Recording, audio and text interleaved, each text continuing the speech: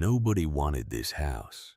For 70 years, the Victorian mansion at 412 Burnham Road sat rotting at the dead end of a gravel driveway in coastal Maine, swallowed by oak trees and local legend. 3 families tried to live there after the original owner vanished. None lasted 6 months. Contractors refused to work past sundown. Real estate investors would not touch it for any price. The town called it cursed. They said the walls breathed. They said the basement held something that did not want to be found. Then a desperate single mother, bankrupted by the man she once trusted most in the world, bought it at auction for $38,000. She had no crew, no contractor, no safety net. Just a second-hand sledgehammer and the kind of stubborn fury that only comes from having absolutely nothing left to lose. What she discovered behind a false wall in the basement was not a ghost. It was something far more dangerous and far more valuable than any haunting. A hidden vault. A 70-year-old fortune. And a conspiracy engineered across 3 generations of one family designed with surgical precision to put her, and only her, in that exact spot, at that exact moment. She was never supposed to keep what she found. She was supposed to be the key that someone else turned. She had other plans. This is the story of Margot Sinclair and the house that changed everything. The sledgehammer weighed 9 pounds. Margot Sinclair knew this because she had purchased it herself from the Briarwood Hardware Emporium 6 days earlier, paying $11.37 in crumpled bills. She had counted out from a mason jar, hidden beneath the bathroom sink of a roadside motel. 9 pounds of forged carbon steel with a hickory handle worn smooth from someone else's labor. Someone else's demolished walls. Someone else's desperate undertaking. She had bought it second-hand from the clearance bin.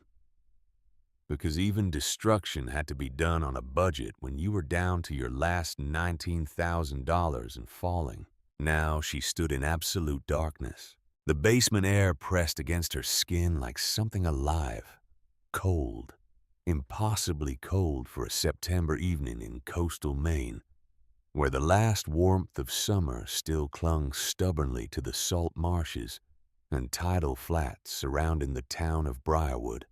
Down here, beneath 3 stories of rotting Victorian grandeur, the temperature hovered somewhere around 42 degrees. Her breath came out in thin, ghostly plumes that curled and vanished in the beam of the halogen worklight, propped against the massive iron boiler 6 feet behind her. Before her stood a wall, not the original fieldstone foundation that lined the rest of the basement. This wall was different. Uniform rows of dark red brick, laid with surgical precision, stretching 6 feet wide, and floor to ceiling mortared into place with a deliberate craftsmanship that screamed intention. Someone had built this wall long after the house was constructed. Someone had sealed something behind it. And someone, 70 years later, had made absolutely certain that Margot Sinclair would be the one standing here with a 9-pound sledgehammer and nothing left to lose. She tightened her grip on the hickory handle. Her shoulders ached from 12 straight hours of demolition work on the 2nd floor. Her lower back pulsed with a dull, grinding pain that no amount of ibuprofen could silence. Her hands, once soft enough to pipe buttercream rosettes onto 3-tier wedding cakes, were now raw and blistered beneath a pair of ill-fitting leather work gloves. Margot drew a slow breath through her nose. The air tasted of rust, damp earth, and something older. Something sealed away and forgotten. She whispered into the darkness, her voice barely louder than the drip of condensation falling from an overhead pipe. They said this house swallowed people whole. They were wrong. This house was waiting for the right person. Then she swung. 5 weeks earlier, Margot Sinclair had been sitting on the edge of a sagging queen-sized mattress inside room 14 of the Tidewater Motor Lodge, staring at a bank statement that confirmed what she already knew. In her bones, she was broke. Not the temporary belt-tightening kind of broke that middle-class Americans occasionally weathered between career transitions. This was the catastrophic ground floor, no safety net kind of financial annihilation that arrived like a slow-moving hurricane and left nothing standing. The number at the bottom of the page read $19,214.37. That was everything. Every dollar she had accumulated in 38 years of living condensed into a figure that would not cover 6 months of rent in any livable town in the northeastern United States. It would not cover Wren's upcoming college applications. It would not cover the legal fees still outstanding from a divorce that had dragged through the Cumberland County courts, like a wounded animal refusing to die. Margot folded the statement carefully and placed it inside the nightstand drawer, beside a Gideon Bible and a laminated room service menu offering reheated lasagna for $14. Through the thin plaster wall, she could hear Wren in the adjacent room. The muffled rhythm of fingers tapping a laptop keyboard with the mechanical intensity of a teenager who had learned to build walls of productivity around emotional devastation. Wren Sinclair was 16 years old, sharp-featured and watchful, with her mother's auburn hair and her father's unsettling capacity for silence.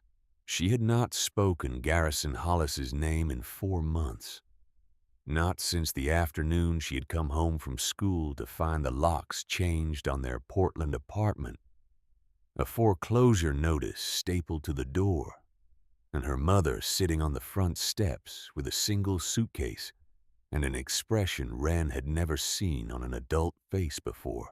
It was the expression of someone who had just discovered that the person they trusted most in the world had been methodically, patiently, and deliberately dismantling their entire life from the inside. Garrison Hollis had been a general contractor by trade, competent, well-connected, possessed of the kind of firm handshake and direct eye contact that made bank loan officers feel comfortable and wives feel secure. He built custom homes along the rocky southern Maine coastline for wealthy summer residents from Boston and New York, and he had built his marriage to Margot with the same superficial precision. The exterior looked flawless. The bones were rotten. The debts surfaced 3 weeks after he filed for divorce. Credit lines Margot never knew existed. Second mortgages on properties she had never been told about. Her signature forged with practiced ease on loan documents totaling over $400,000. Garrison had been siphoning money from their joint accounts for years, routing funds through a labyrinth of shell companies tied to his commercial contracting business. By the time Margot's attorney untangled the financial wreckage, Garrison had liquidated every shared asset, declared personal bankruptcy to shield himself from the worst of the fallout, and vanished from Portland with the quiet efficiency of a man who had been planning his exit for a very long time.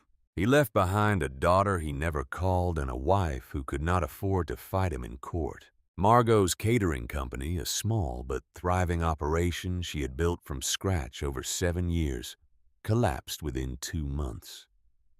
The forged loan documents were in her name. Creditors came for the business accounts first, then the equipment, then the commercial lease on her kitchen space in the East End.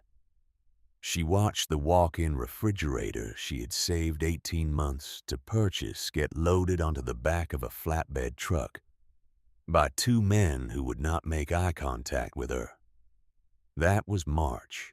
By September, Margot and Wren had migrated north along the coast, following a trail of diminishing options that led them to Briarwood, a faded shipbuilding town perched on a granite peninsula where the Penobscot Bay narrowed into a series of cold, deep inlets. Briarwood had once been prosperous, fueled by lumber mills and a thriving fishing fleet. Now it survived on a thin economy of seasonal tourism and quiet decay, the kind of place where property values had cratered so deeply that even the most desperate investors had moved on to more promising ruins. It was here inside the stuffy second-floor hearing room of the Briarwood Municipal Building on a Thursday morning that smelled of floor wax and burnt coffee that Margot first heard the name Crane Estate. The foreclosure auction was a weekly ritual in Briarwood.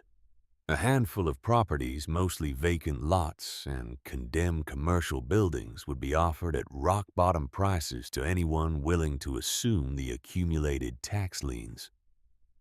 The proceedings were managed by a deputy county clerk named Ruth, a heavy-set woman in her 60s who read the property descriptions with the monotone efficiency of someone who had watched the same sad cycle repeat itself for decades. Margot sat in the third row of metal folding chairs, her posture rigid, her battered leather purse resting on her lap. Inside the purse was a certified check for $38,000, representing the absolute last of her liquid savings, after subtracting 1 month of motel costs and Wren's school fees. She had come to the auction with a brutal but simple plan. Purchase the cheapest habitable property in Briarwood, invest her remaining cash into a bare-bones cosmetic renovation, perform every hour of manual labor herself, and flip the house to an out-of-state buyer who would see coastal Maine charm where locals saw only rot and ruin. It was a desperate plan. She knew that.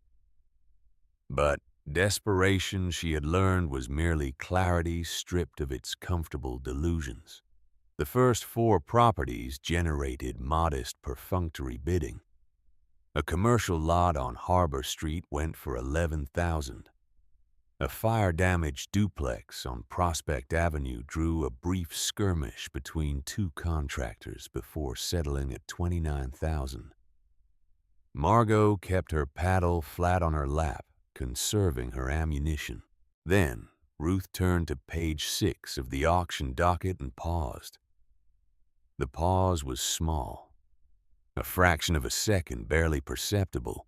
But Margot noticed it because she had spent her entire professional life reading the micro-expressions of difficult clients, and Ruth's face had just performed a subtle but unmistakable contraction of discomfort.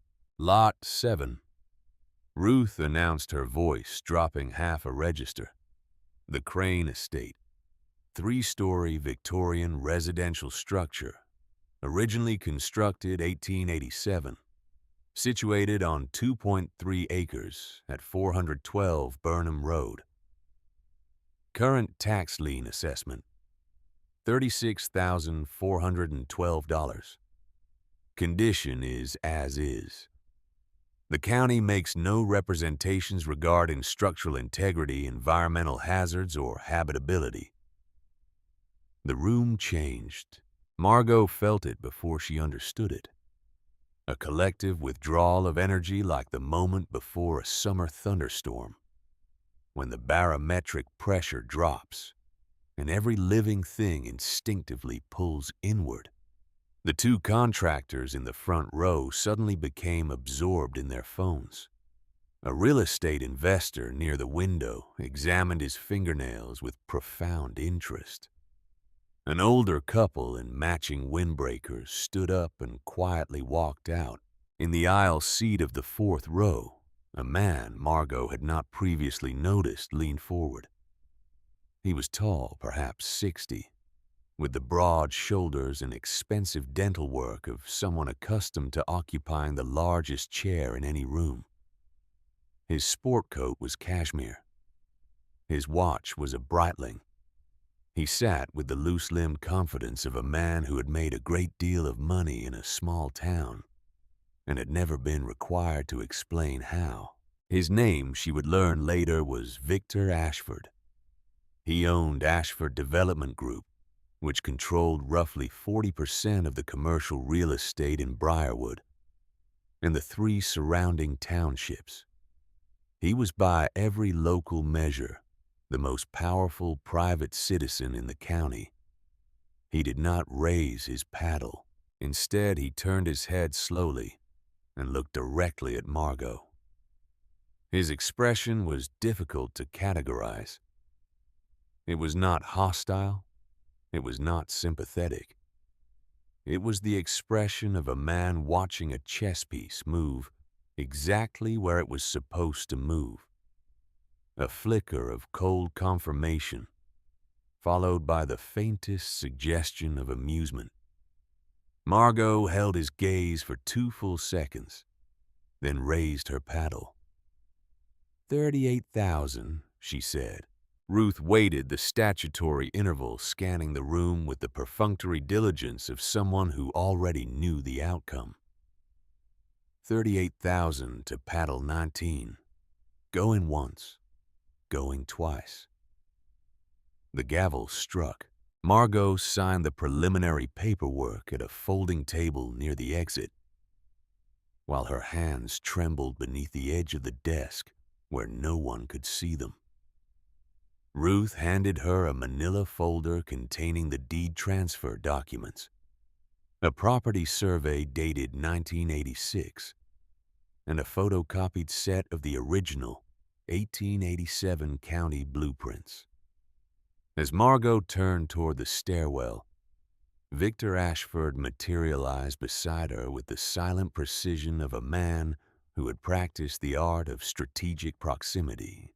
"You are not from Briarwood," he said. It was not a question. "Portland," Margot replied, tucking the folder against her chest. "Originally," Ashford nodded slowly, his pale blue eyes performing a rapid clinical assessment that traveled from her scuffed work boots to the fraying strap of her leather purse. "The Crane place has been empty since Eisenhower was president, Ms. Sinclair. 3 families tried to live there after old Edmund Crane disappeared. None lasted more than 6 months. The foundation is compromised. The roof is unsalvageable. And the locals have very long memories and very active imaginations when it comes to that particular property." "I am not buying it for the locals," Margot said. Ashford smiled. It was the kind of smile that never reached the eyes. "No," he said softly. "I suppose you are not." He held out a business card between 2 manicured fingers. Margot did not take it. She walked down the stairs, through the lobby, and out into the gray September light, where the salt wind off Penobscot Bay hit her face like a slap of cold reality.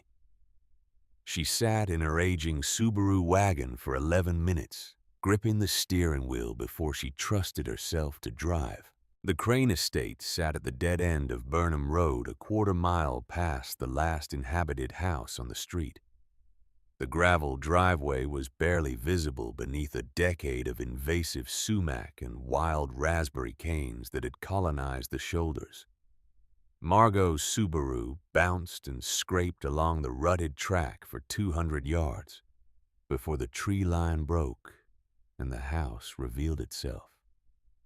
It was enormous. 3 stories of darkened, clapboard siding originally painted a deep charcoal gray that had faded and peeled into a diseased patchwork of bare wood and curling paint strips. The wraparound porch sagged dramatically at the northeast corner. Its turned balusters snapped and missing like broken teeth. Every window on the first floor had been boarded over with weathered plywood. The second and third floor windows gaped open, their glass long since shattered by storms or stones, the empty frames staring down at the overgrown grounds like hollow eye sockets. Flanking the house on both sides, ancient oak trees stretched skeletal branches across the roofline, their limbs draped with long curtains of dead moss that swayed in the coastal wind. A collapsed barn sat 200 yards to the east, its spine broken, its timbers jutting at violent angles from a foundation that had surrendered to gravity and neglect. Margot killed the engine and sat in the silence. The house was worse than she had imagined. Far worse. The sheer scale of deterioration made her renovation budget look like a child's allowance being thrown at a cathedral. She felt the familiar cold weight of despair settle against her sternum, the same suffocating pressure that had accompanied every devastating revelation of the past 6 months. Then she looked at the rearview mirror and saw Wren's school photo clipped to the sun visor with a wooden clothespin. Wren at 14, before the divorce, before the bankruptcy, before the motel. Wren smiling. Margot got out of the car. The front porch groaned under her weight, but held. The oak door was unlocked because there was nothing inside worth stealing. She pushed it open and stepped into a darkness that smelled of mildew, animal nesting, and the particular dusty sweetness of wood that had been slowly decomposing for decades. The entryway was grand in its ruin. A sweeping mahogany staircase curved upward into the blackness of the second floor, its carved newel post topped with a finial shape like a pine cone. A chandelier hung from the ceiling at a dangerous angle, its crystal pendants clouded with grime connected to the medallion above by a single corroded chain link that looked like it could surrender at any moment. Margot pulled a heavy flashlight from her canvas tote and began her inspection. She moved through the first floor with the systematic attention of a woman who had spent years managing commercial kitchen renovations and understood that every building told 2 stories. There was the story it presented to the world, which was made of surfaces and appearances. And there was the story hidden in its structure, which was made of measurements, load paths, and the silent mathematics of space. The parlor was in rough but recoverable condition. Original plaster walls cracked but not collapsed. Wide plank pine floors beneath layers of filthy carpet. A fireplace with a carved marble surround that once clean could serve as the centerpiece of a listing photograph, designed to make urban professionals dream about quiet weekends by the sea. The kitchen was a disaster. Every surface was coated in a sticky film of grease and rodent evidence.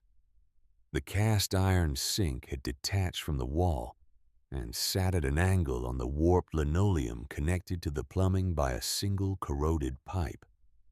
3 of the 4 walls showed significant water damage from what appeared to be a catastrophic roof leak directly above. Margot made notes on a clipboard. Costs accumulated in her head with the grim automatic precision of a woman who had been doing math against her own survival for 6 consecutive months. It was in the formal dining room that the first anomaly announced itself. The room occupied the rear left quadrant of the first floor, accessible through a wide pocket door that still slid on its original brass track. Margot stepped inside and swept her flashlight across the space. High ceilings, crown molding damaged but intact, a built-in china cabinet with leaded glass doors, and walls covered in a truly hideous floral wallpaper, its roses and vines faded to a uniform shade of nicotine yellow. Something was wrong with the proportions. Margot could not have articulated the feeling immediately. It was not a conscious observation, but a sensory one, the kind of low-frequency spatial awareness that experienced builders develop after years of walking through structures. The room felt compressed, not small exactly, but shorter than it should have been, as if someone had quietly stolen several feet from the far end and hoped nobody would notice. She opened the manila folder she had been carrying and spread the 1887 county blueprints across the dusty dining table. The original floor plan was hand-drawn in precise architectural ink, every room labeled and dimensioned. According to the blueprint, the formal dining room measured 25 feet from the pocket door entrance to the rear wall. Margot set down the flashlight, positioned her heel against the base of the pocket door frame, and paced the room heel to toe. Each pace measured approximately 12 inches. She counted 18 feet. She paced it again to be certain. 18 feet. The rear wall, with its grotesque peeling wallpaper, terminated 7 feet short of where the original blueprint indicated it should. Margot approached the wall and pressed her palm flat against the plaster. It was cold to the touch, colder than the adjacent walls by a noticeable margin. She rapped her knuckles against the surface in 3 places. Solid. Dense plaster over wooden lath. No hollow resonance, no obvious indication of a cavity beyond. But the math did not lie. 7 feet of this house had been swallowed by something behind that wall. She noted the discrepancy on her clipboard, circled it twice, and continued her walk through. The second floor contained 4 bedrooms, a sewing room, and a bathroom with a clawfoot tub that had rusted into a permanent orange stain. The master bedroom at the front of the house was the largest, with bay windows that would have once offered a commanding view of the property. Margot stepped through the doorway and stopped. The temperature dropped, not gradually, not subtly, but with the abrupt physical shock of stepping into a commercial freezer. Her breath materialized in the flashlight beam, thick white clouds that hung in the motionless air. The hair on her forearms rose. A pressure built at the base of her skull, dense and electric. The unmistakable somatic sensation of being observed by something she could not see. Margot stood very still for 15 seconds. She was not a superstitious woman. She had never believed in spirits or hauntings or the theatrical nonsense that small-town folklore draped over every abandoned property with a dark history. She believed in structural engineering, plumbing codes, and compound interest. She believed in the things she could measure. But standing in that bedroom, her breath crystallizing in the beam of her flashlight, on a 58-degree September afternoon, she could not deny that the Crane estate was testing the boundaries of what she was willing to dismiss. She left the master bedroom and did not return to it that day.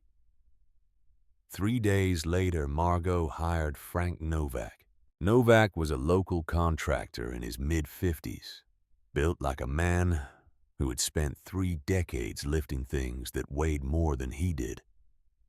His hands were permanently calloused, his face weathered to the texture of old leather, and his truck was a 2004 Ford F-25. Oh, with 260,000 miles on the odometer and a bumper sticker that read, "I void warranties." He came recommended by the woman who ran the hardware store, who described him as honest, competent, and almost entirely devoid of imagination, which in this context was presented as a professional asset. Margot needed someone to assess the basement's structural support before she invested another dollar into the property. If the foundation was truly compromised, as Ashford had suggested, the entire renovation was dead before it started.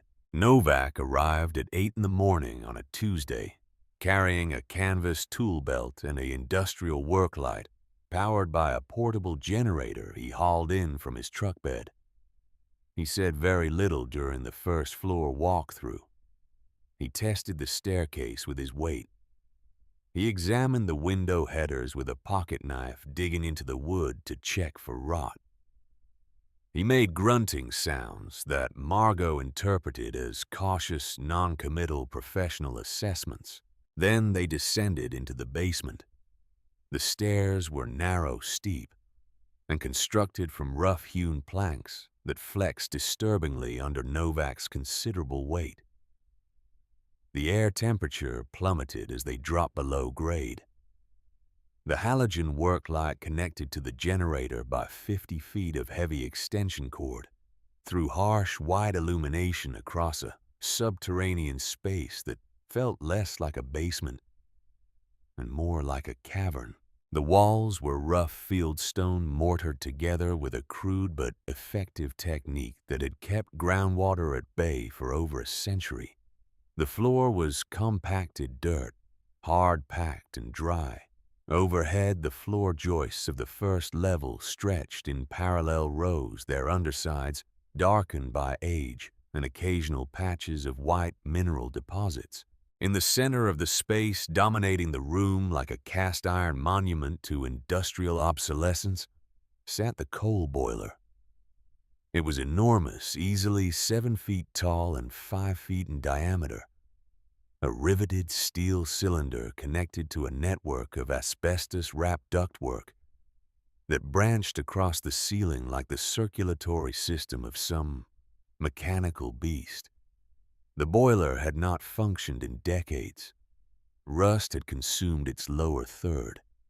Its iron door hung open on a single hinge, revealing an interior choked with ash and debris. Novak moved through the basement with methodical professionalism, shining his work light along the foundation walls and up into the floor joist bays. He tested several joists with a moisture meter, checked the main carrying beam for deflection, and examined the steel support columns that transferred the weight of the house down to concrete footings buried in the earth. "Structure is sound," he said after 20 minutes. His voice was flat matter-of-fact. "Main beam has some deflection, maybe 3/4 of an inch over the full span. I can sister new joists where needed. Foundation stone is in better shape than I expected. You lucked out." Margot felt the first genuine relief she had experienced in months.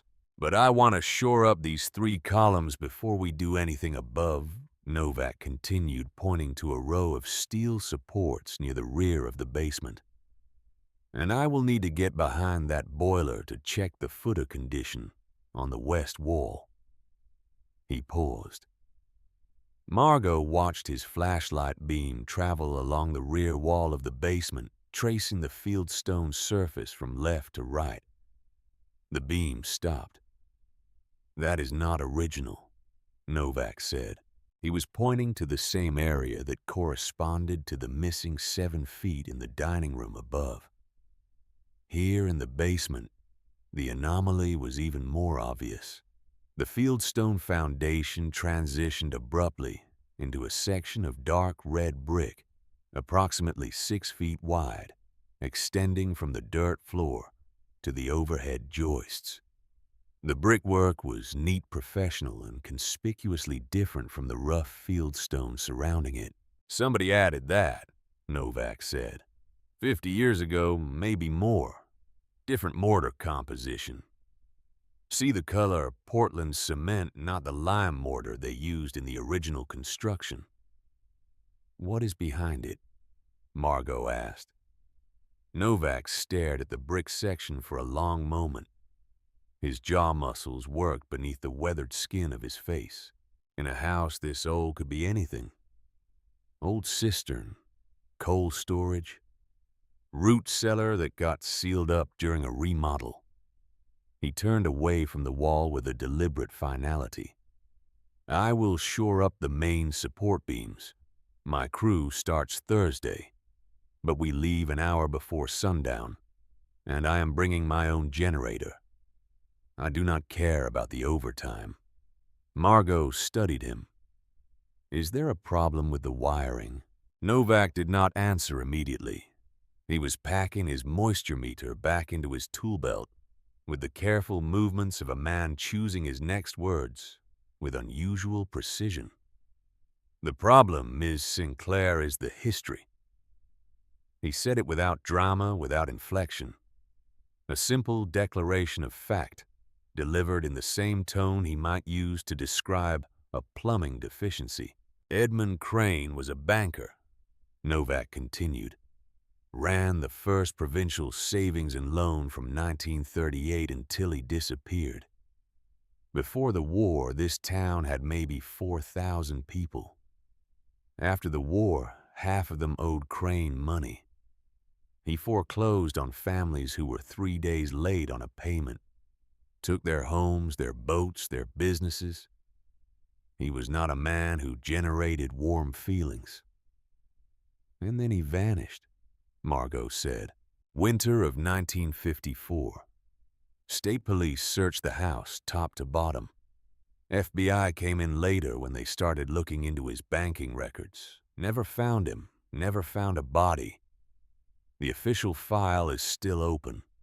Novak zipped his tool bag with a sharp, decisive motion. 3 families bought this place after that. The Petersons lasted 4 months. The Wainwrights lasted 6. The last family, the Burkes, they did not even make it through their first winter. Every one of them reported the same things: footsteps beneath the floorboards, temperature drops that defied every law of thermodynamics, the sound of metal grinding against stone coming from somewhere deep in the foundation. "You believe in ghosts, Frank." "I believe in leaving before sundown," Novak replied. "And I believe in getting paid $45 an hour, regardless of what I believe in." It was a fair answer. Margot respected its economy. Novak's crew arrived Thursday morning. 2 younger men, both locals, both visibly uncomfortable with the assignment. They worked efficiently, but with the rigid body language of people performing a task under duress, shoulders tight movements, quick eyes avoiding the dark corners of the rooms they passed through. By midday, they had reinforced 2 of the 3 compromised support columns in the basement and begun sistering new lumber alongside the weakened floor joists. Novak supervised from a position near the base of the stairs, his work light aimed at the active zone, his back pointedly turned toward the red brick anomaly in the rear wall. The accident happened at 3:47 in the afternoon. Novak was working alone near the rear of the basement, attempting to brace a sagging joist that ran directly above the sealed brick section. His crew had taken a break retreating to the front porch with sandwiches and a visible sense of relief. Novak had positioned a hydraulic bottle jack beneath the joist, slowly raising it back to level so he could bolt a new sisterboard alongside it.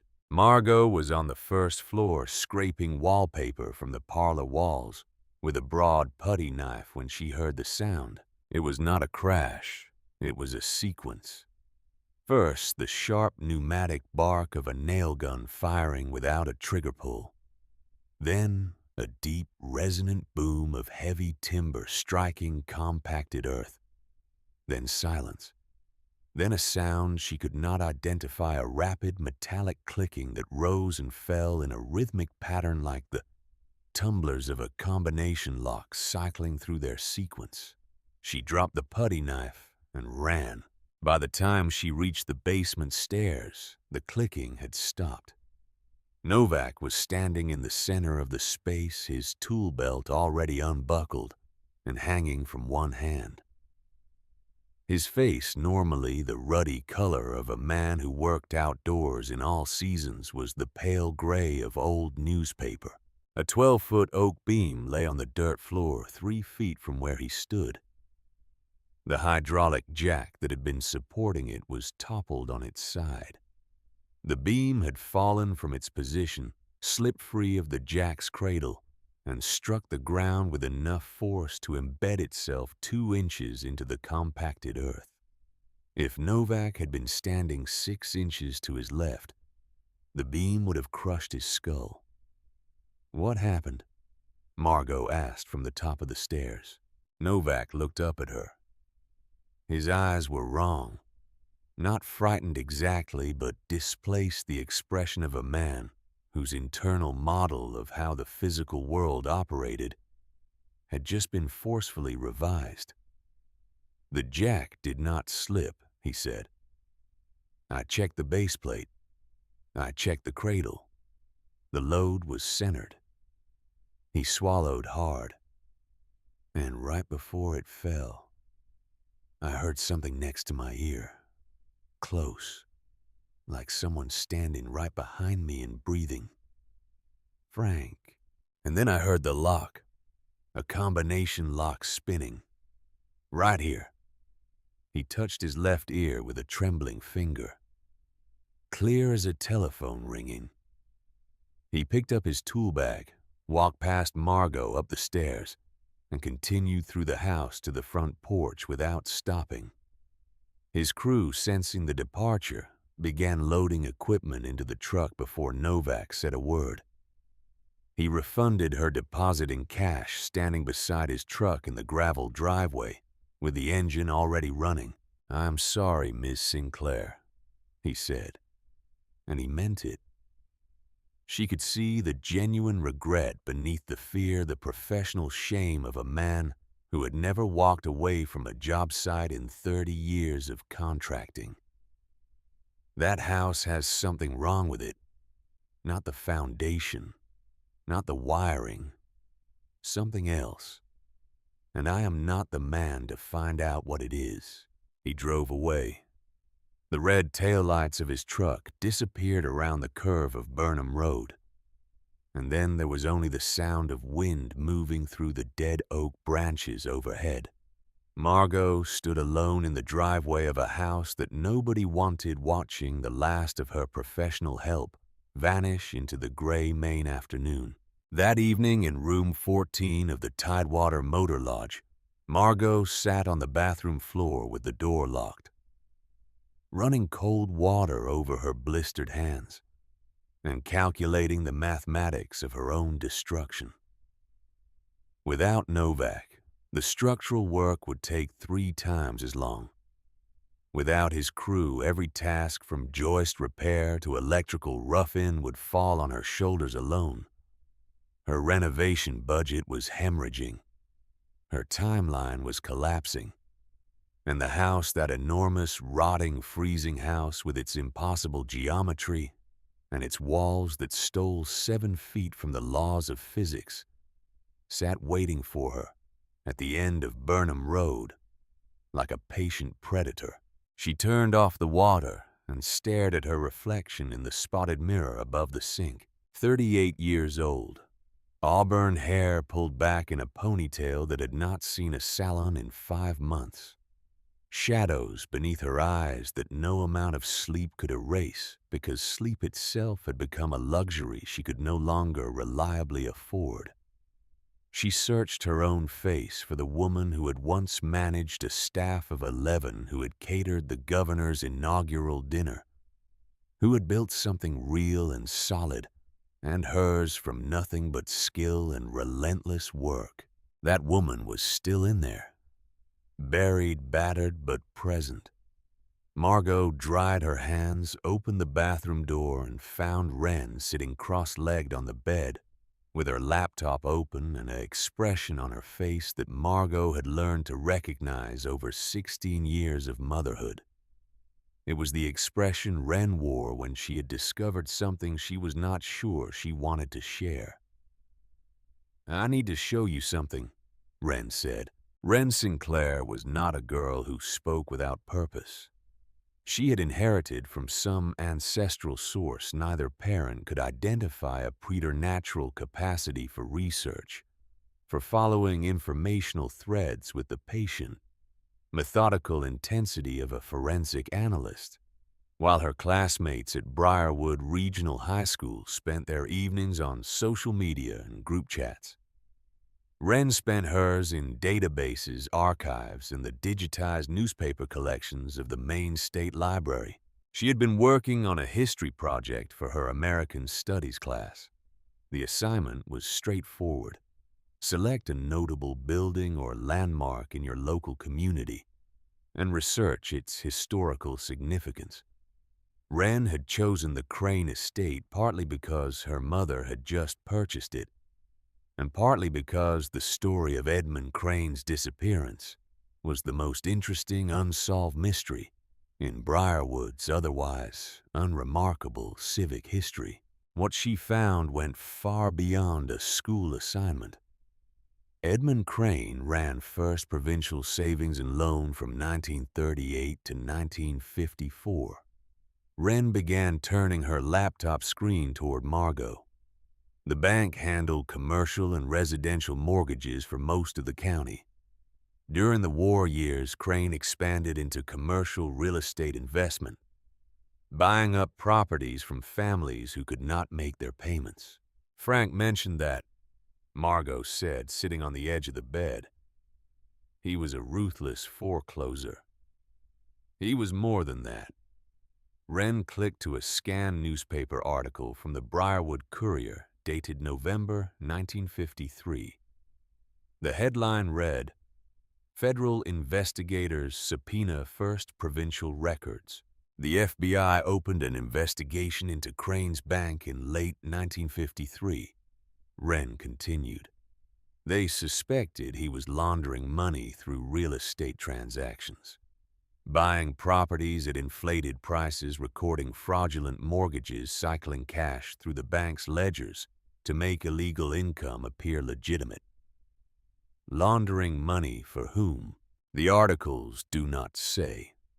The investigation was federal, so most of the details were sealed. But here is the part that matters." Wren clicked to a second article dated February 1954. 3 months after the investigation started, Edmund Crane disappeared. No body, no note. His car was found parked in the driveway of the estate. His personal effects were still inside the house. The FBI searched the property for 2 weeks and found nothing. Margot stared at the grainy newspaper photograph accompanying the article. It showed the Crane estate in 1954, looking remarkably similar to its current condition, minus 70 years of botanical invasion.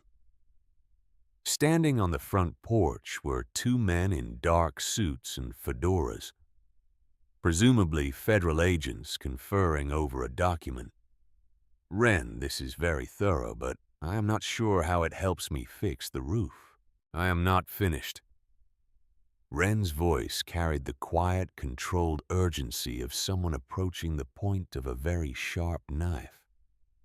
She clicked to a third document.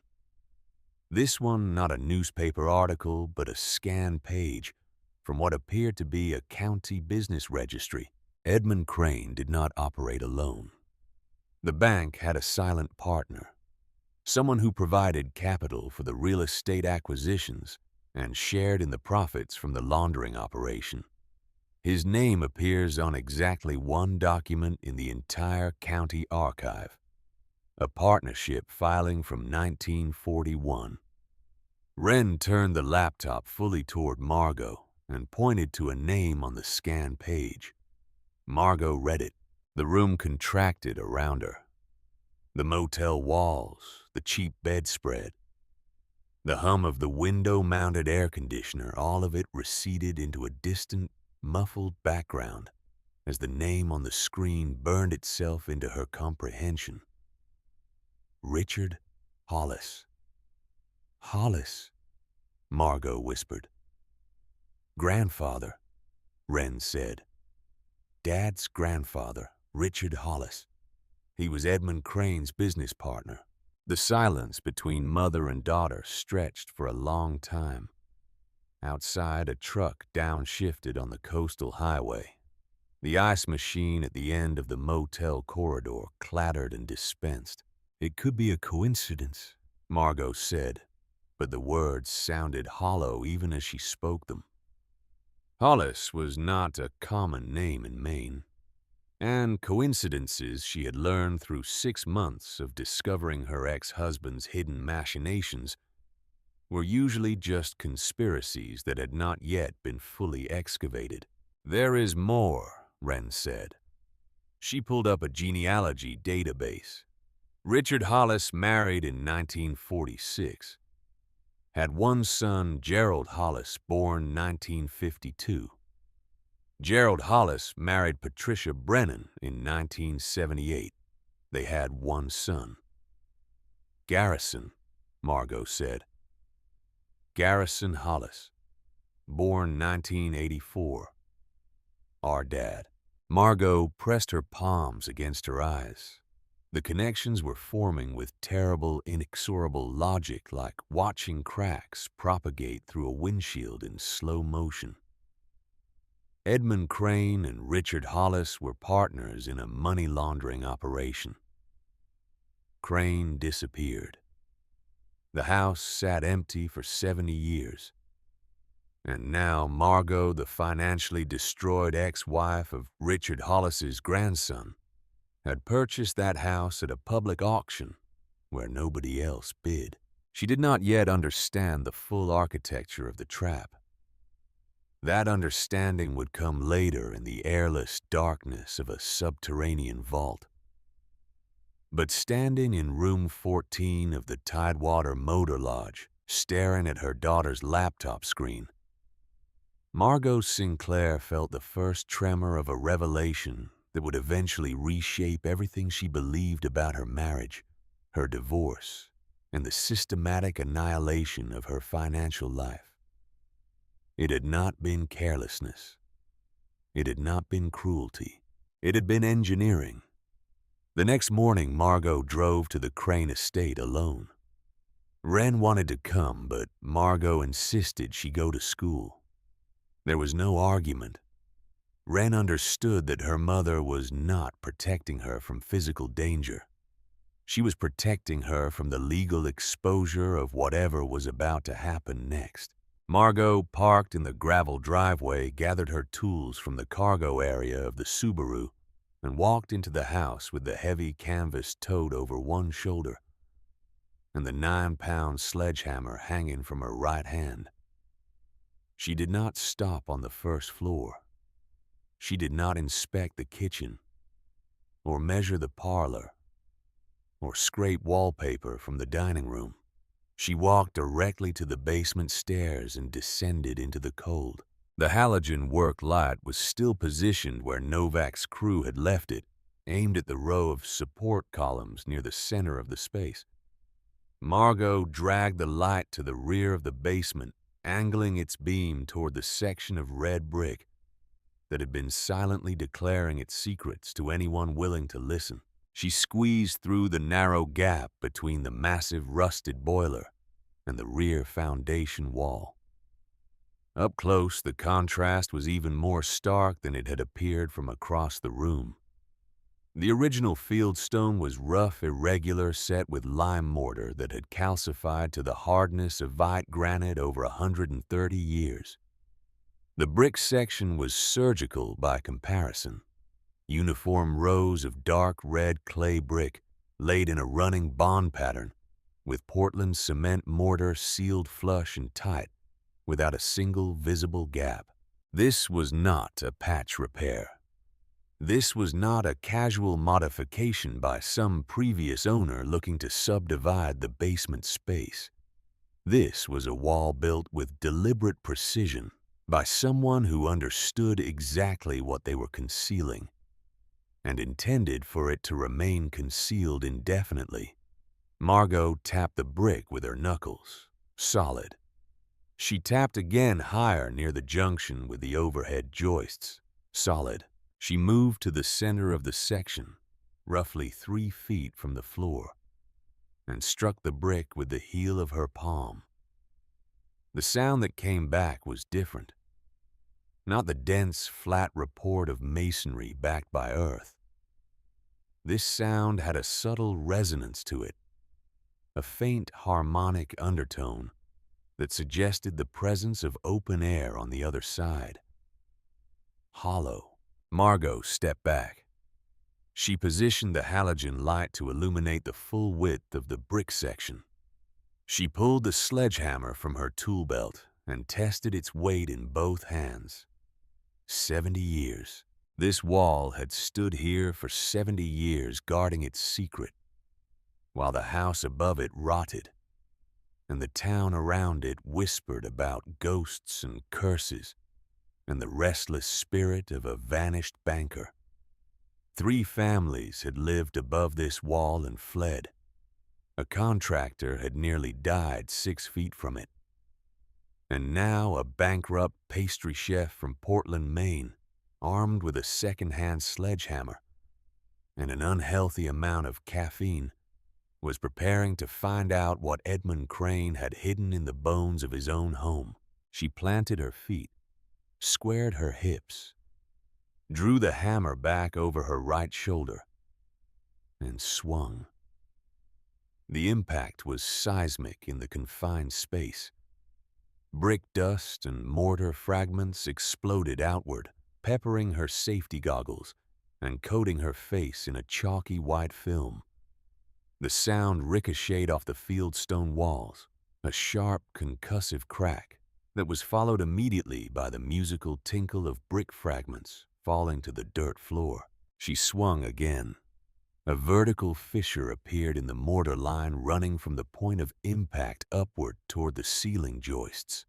Chips of red brick fell inward, tumbling into darkness behind the wall. Again. The fissure widened. A cluster of 3 bricks loosened and shifted inward by half an inch, revealing a thin black seam of absolute nothingness beyond. Again. Again. Again. On the 6th strike, the cluster gave way entirely. 4 bricks caved inward and vanished, swallowed by whatever space lay behind the wall. A rush of air poured through the jagged opening, cold and stale, and carrying a scent that did not belong in a residential basement. Ozone, old paper, and something metallic, sharp, and chemical like oxidized copper, or the inside of a bank vault that had not been opened in decades. Margot lowered the hammer. Her arms trembled. Sweat ran in rivulets down her temples, despite the freezing air. She leaned forward and aimed her flashlight through the hole. The beam penetrated 8 feet into the void before striking a surface. It was not stone. It was not earth. It was not the rough interior of a sealed cistern or an abandoned root cellar. It was steel. Dull military olive green riveted along its edges with heavy brass fasteners. A door. A vault door. Mounted in a reinforced steel frame that had been anchored directly into the bedrock beneath the foundation. In the center of the door, catching her flashlight beam and throwing it back in a cold brass gleam, sat a combination dial. Margot stared. The air from the void continued to pour through the broken wall, washing over her face, like the exhalation of something that had been holding its breath for 7 decades. She had found it. Whatever Edmund Crane had hidden, whatever Richard Hollis had killed to protect, whatever Garrison Hollis had systematically destroyed her life to reach, it was here. Behind a 9-pound sledgehammer's worth of demolished brick. Waiting in the dark. Margot set down the hammer, wiped the dust from her goggles, and began dismantling the rest of the wall, 1 brick at a time. She worked for an hour without stopping. The opening grew from a jagged hole to a rough archway wide enough and tall enough to step through without ducking. When the last brick was cleared, she stood before the vault door in full unobstructed view. It was magnificent in a brutal, utilitarian way. Commercial bank-grade steel at least 4 inches thick, mounted on precision hinges that were engineered to support its enormous weight. The olive green paint was immaculate, untouched by rust or moisture, preserved by the vacuum-sealed environment behind the brick wall. The combination dial was solid brass, heavy and cold to the touch, engraved with numbers from 0 to 60 in precise increments. There was no keyhole, no electronic access panel, no handle on the exterior except for a thick, horizontal steel bar designed to retract the internal locking bolts once the correct combination was entered. Margot reached out and gripped the dial. It did not move. 70 years of inactivity had seized the internal mechanism. She applied more pressure, bracing her left hand against the doorframe for leverage. The dial resisted for 3 agonizing seconds, then broke free with a grinding metallic protest and rotated a quarter turn before stopping. The mechanism was functional.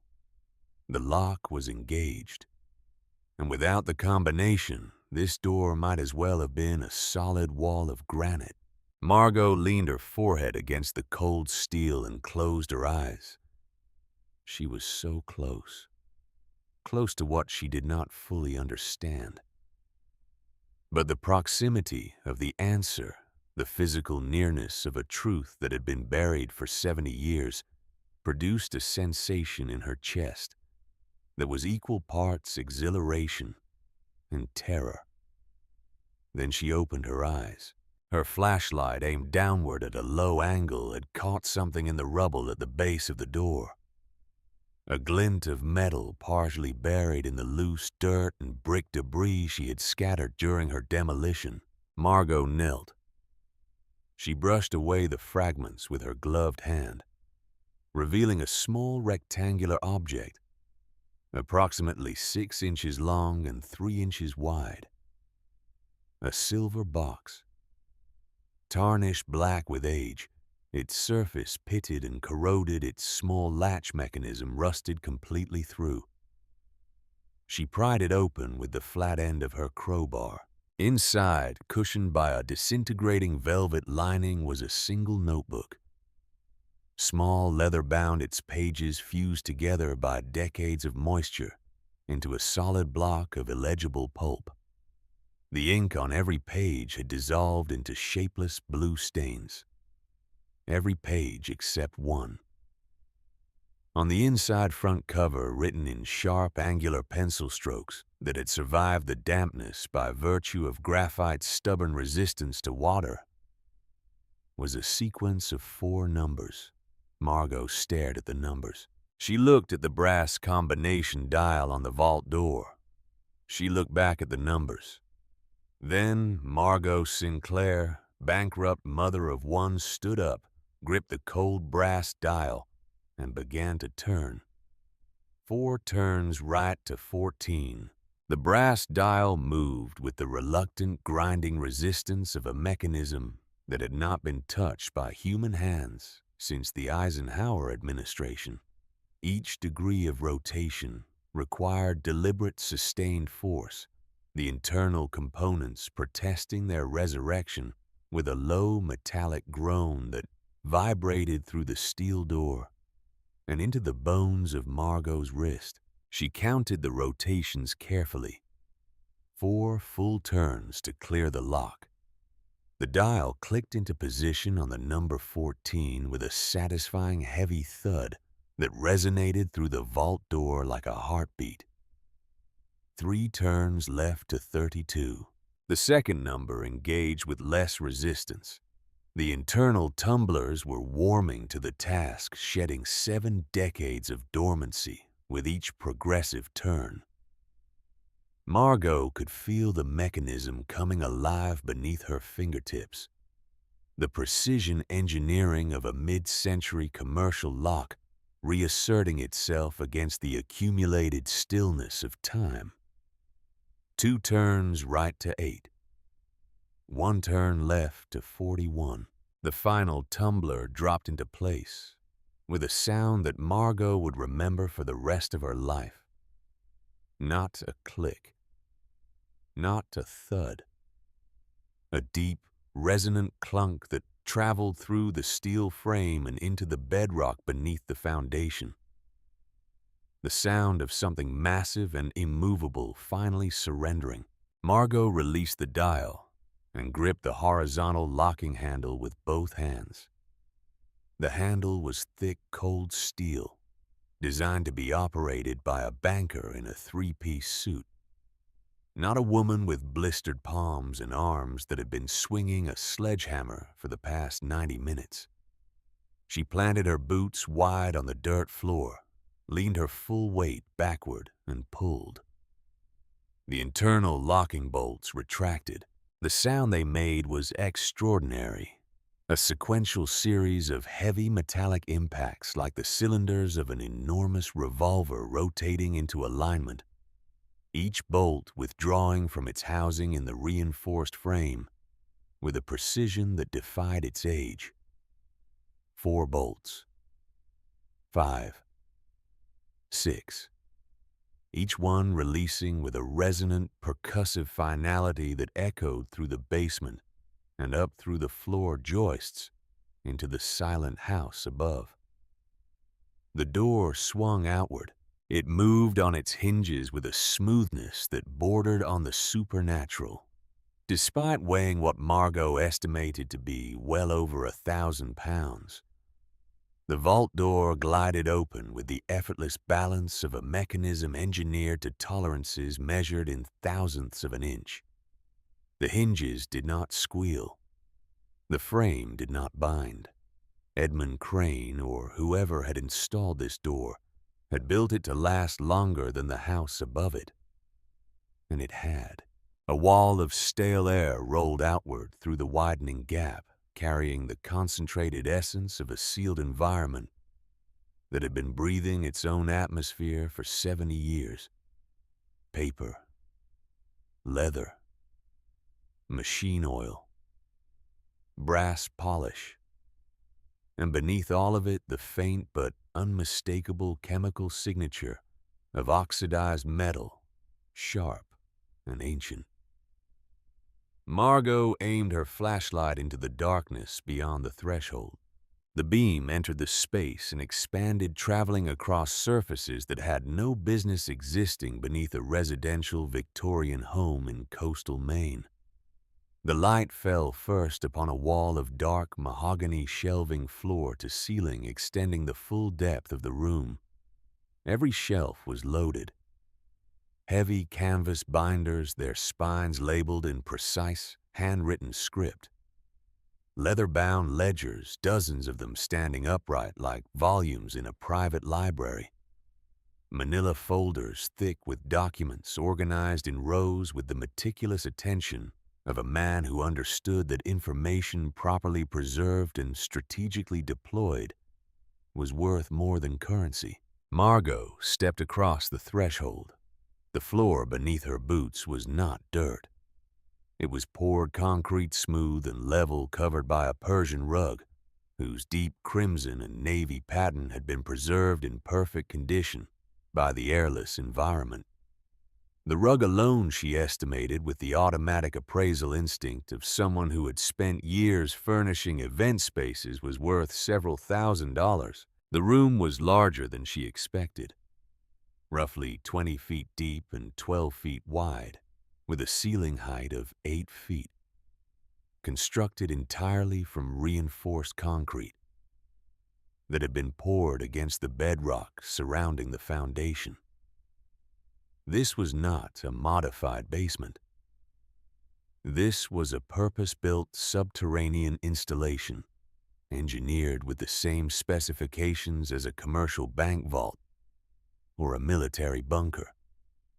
The walls were smooth, unpainted concrete, dry and free of any moisture intrusion. The air was cold but not damp, Whatever ventilation system Crane had installed, it had maintained a stable interior climate for 7 decades without human intervention. In the center of the room stood an executive desk. It was massive. Solid mahogany 6 feet wide with brass drawer pulls and a leather writing surface that had aged to the color of dark honey. Behind the desk sat a high-backed leather chair, its cushion compressed by the phantom weight of a man who had last occupied it in 1954. On the desk surface, arranged with deliberate precision, sat 3 objects. A black rotary telephone, its cloth-wrapped cord coiled neatly beside it. A brass desk lamp with a green glass, shade the kind found in law offices and banking halls of the pre-war era. And a single manila envelope centered on the leather blotter with the careful placement of something intended to be found. But it was what lined the far wall that stopped Margot's breath in her throat. Military surplus ammunition crates, olive drab stenciled with faded black serial numbers and unit designations. Stacked 5 high in rows of 4, their wooden lids secured with steel clasps. The crates were identical to the thousands produced by American ordnance factories during the Second World War, designed to transport .50 caliber ammunition belts across oceans and battlefields. These crates were not carrying ammunition. The lid of the topmost crate in the nearest stack had been left slightly ajar, its steel clasp unfastened.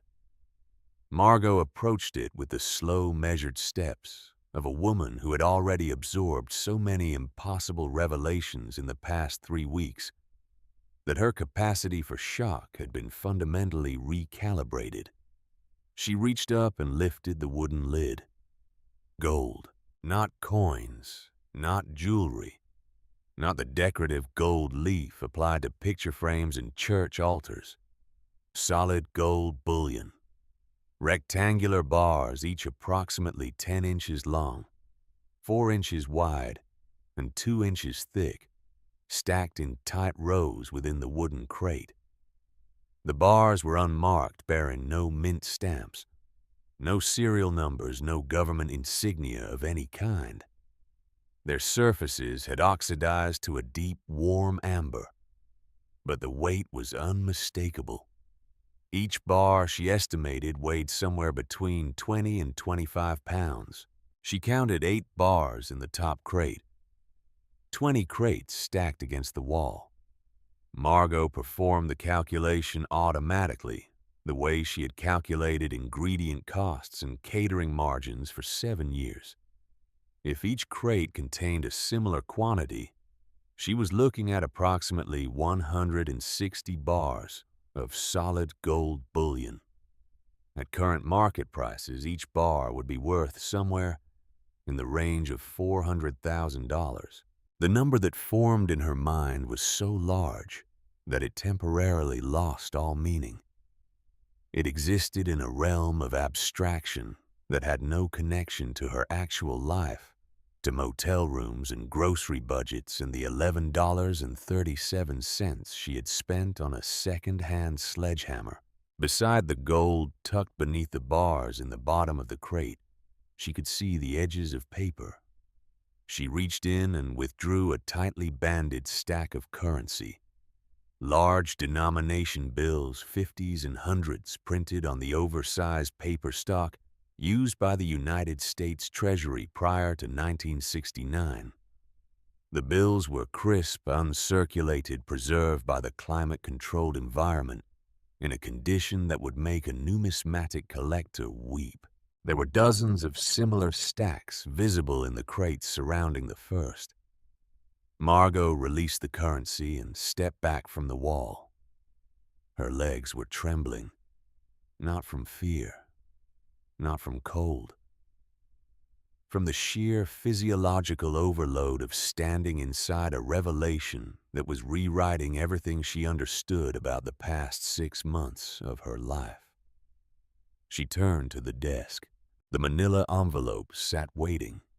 Its position centered on the blotter with the deliberate precision of a stage prop suggested that whoever had placed it there intended for it to be the first thing discovered by anyone who successfully opened the vault.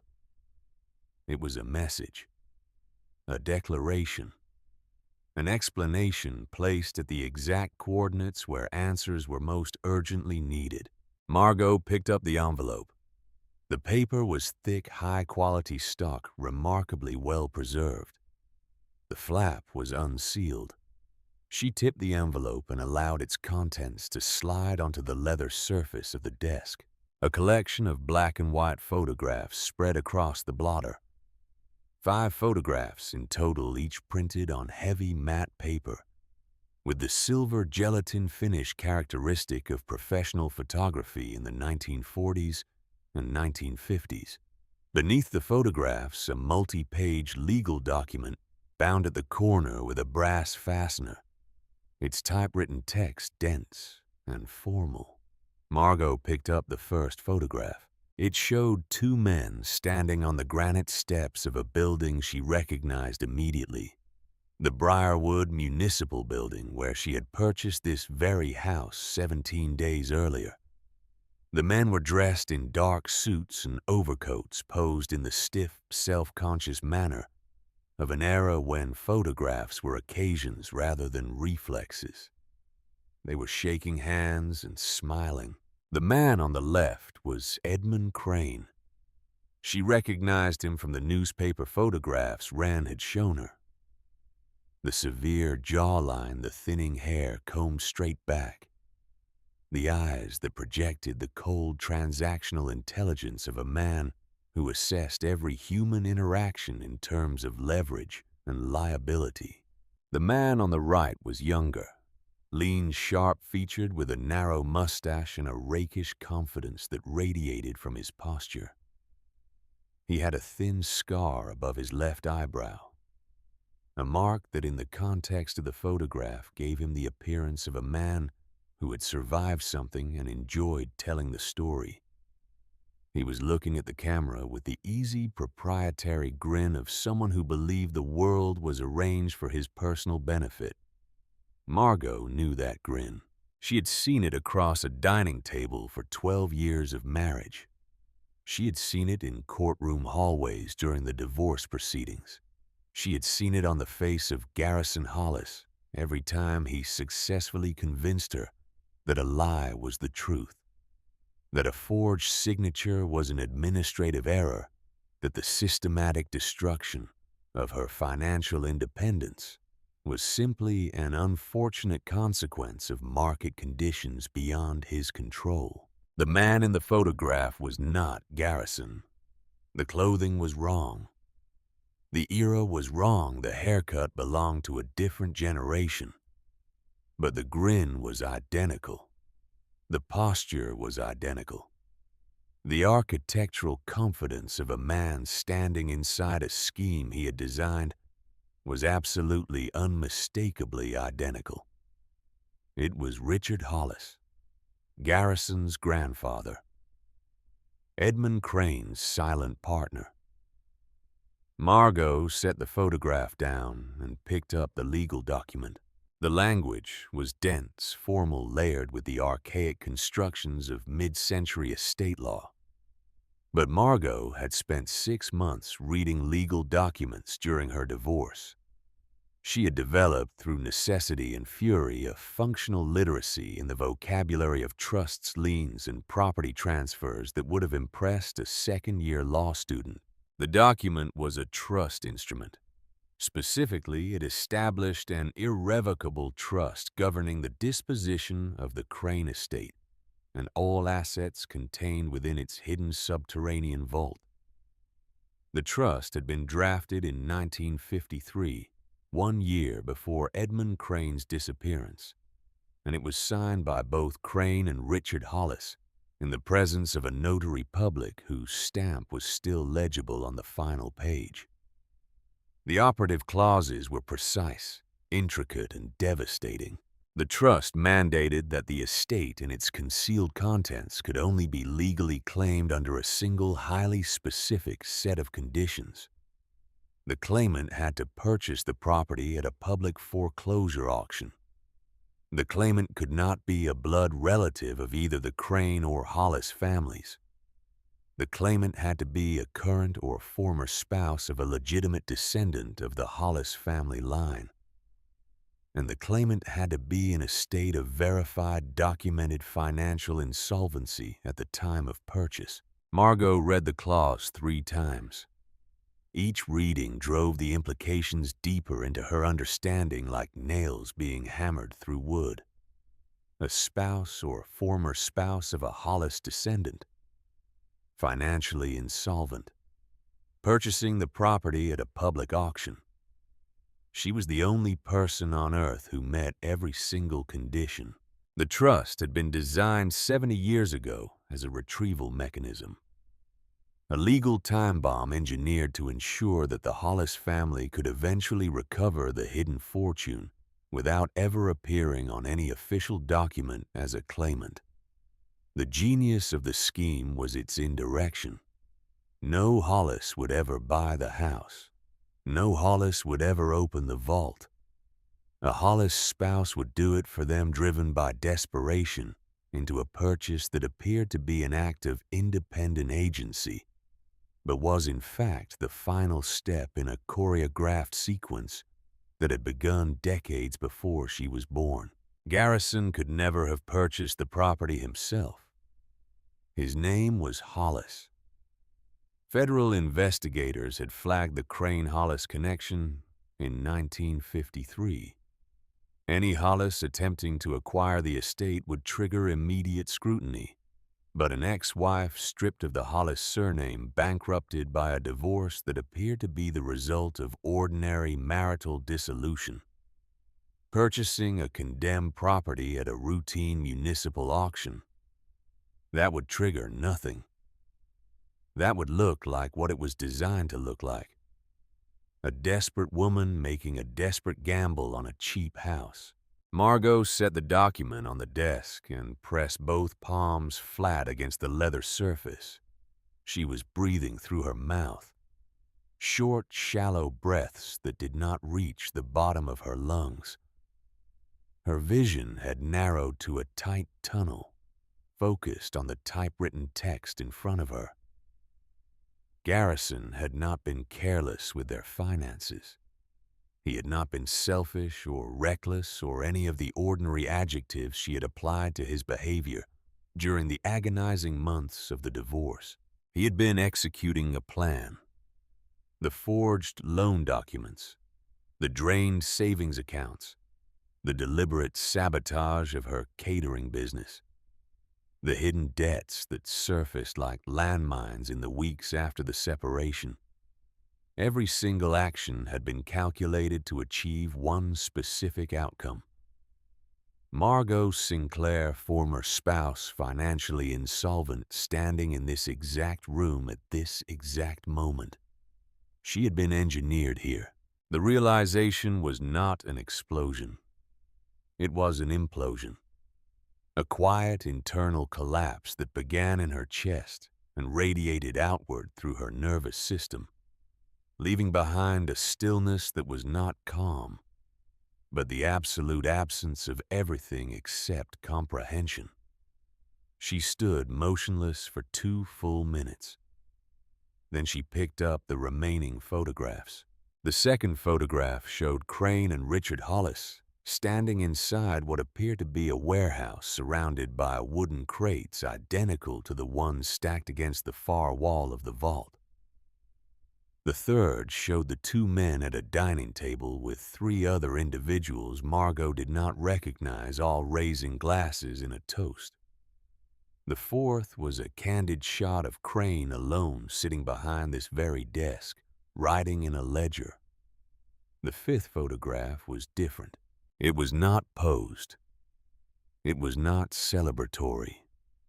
It appeared to have been taken covertly from a distance, through what might have been a window or a partially open door. The image showed Richard Hollis standing in a dimly lit space, possibly a basement, in conversation with a man in a military uniform. Both men were looking at something on a table between them.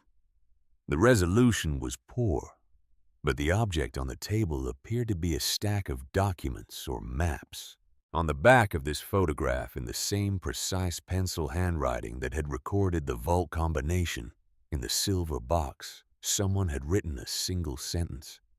"Richard will take everything. He always does." Margot set the photograph down. She moved to the mahogany shelving and pulled the first ledger from the nearest shelf.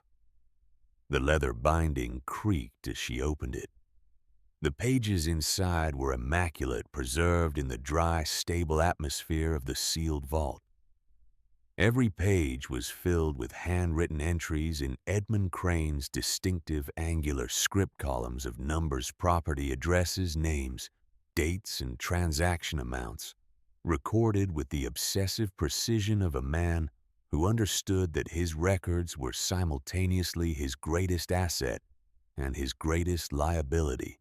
The ledger documented 3 years of financial transactions between First Provincial Savings and Loan and a network of real estate holding companies. The structure was clear even to Margot's non-expert eye. Properties were purchased at inflated prices using loans issued by Crane's own bank. The loans were recorded as legitimate mortgages generating paper income that disguised the true source of the capital. The properties themselves were held briefly, then resold to secondary buyers at reduced prices, completing the laundering cycle and producing clean, untraceable cash. The amounts were staggering. Hundreds of thousands of dollars cycling through the system annually. In an era when a family home cost $8,000 and a new automobile cost $1,500, she moved to the second ledger, the third, the fourth. Each volume covered a different period, a different set of properties, a different layer of the operation. And in every volume, on every page, the same 2 names appeared with relentless consistency. Crane as the banker, Hollis as the capital partner. The final ledger on the shelf was different from the others. It was thinner, bound in darker leather, and the handwriting inside had lost the mechanical precision of the earlier volumes. The letters were larger, less controlled, written with the visible pressure of a hand that was not steady. Margot opened it to the first page and found not columns of numbers but continuous prose, written in dense paragraphs that filled every available inch of the page. It was a journal. Edmund Crane had begun writing it in October 1953, 1 month before the FBI subpoenaed his banking records. The entries were urgent, frantic, saturated with the paranoia of a man who felt the walls of his carefully constructed life closing in from every direction. The federal investigators were dismantling his financial architecture with systematic efficiency. They had already identified 3 of the shell companies used to cycle the laundered funds. 2 of his bank employees had been subpoenaed for testimony. The net was tightening, and Crane knew with mathematical certainty that it was only a matter of time before the entire operation was exposed. But the journal entries did not focus primarily on the federal investigation. They focused on Richard Hollis. Crane wrote about his partner with a combination of bitter admiration and escalating fear that intensified with each successive entry. Hollis, according to Crane, had begun making preparations of his own. Quiet preparations. He was withdrawing his share of the partnership's liquid assets. He was cultivating relationships with the very federal agents, investigating the bank, positioning himself as a potential cooperative witness. He was in Crane's analysis, preparing to sacrifice his partner to save himself. The entry, dated December 14, 1953, was the most chilling. Richard visited the house today. He walked the basement. He measured the walls. He asked about the ventilation system. He has never in 12 years of partnership expressed any interest in the physical structure of this property. He is not measuring walls. He is measuring a tomb. The entry, dated January the 3rd, 1954, was the last. I have moved the combination to a secure location outside the vault. If Richard takes the house, he will never access the contents without it. The gold stays in the ground. The records stay sealed. If someone reads these words, it means I did not survive what is coming. Richard Hollis is not my partner. He is my executioner. He has been patient about it, which is the most terrifying part. The journal ended there. 43 days before Edmund Crane officially disappeared, Margot closed the leather cover slowly. She placed the journal back on the shelf and stood in the silence of the vault, surrounded by the accumulated evidence of two men's greed, betrayal, and destruction. Then she looked at the floor. The Persian rug covered most of the concrete surface, but near the left wall where the shelving ended, and the bare concrete was exposed, something caught her eye. A section of the floor, roughly 3 feet by 6 feet, was visually different from the surrounding surface. The concrete was the same color, but slightly different in texture. Smoother, more uniform, as if it had been poured at a different time than the original floor. A patch, a repair, or a seal. Margot stared at the patch for a long time. She already knew what was beneath it. Crane's journal had told her everything she needed to understand. Richard Hollis had measured the walls. He had asked about the ventilation. He had walked the basement with the calm, proprietary attention of a man surveying a space he intended to repurpose. Edmund Crane had not disappeared. Edmund Crane had been buried in his own vault by the man he had trusted with his fortune. And 70 years later, that man's grandson had sent Margot Sinclair to retrieve the proceeds. She did not break the concrete. She did not need to see what was underneath to know the truth. The confirmation could come later, delivered by people with forensic training and federal authority. What mattered now was the decision that stood before her, like the vault door itself.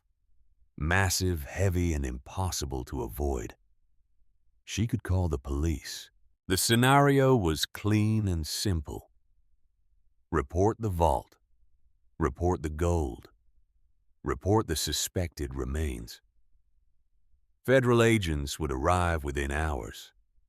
The gold would be cataloged and seized as evidence in a historic federal crime. The remains would be exhumed, identified, and processed. The legal machinery would grind forward, and eventually, after years of litigation and bureaucratic procedure, the assets would be absorbed into the federal treasury or returned to some distant Crane descendant who had never set foot in Briarwood. And Margot Sinclair would walk away with nothing.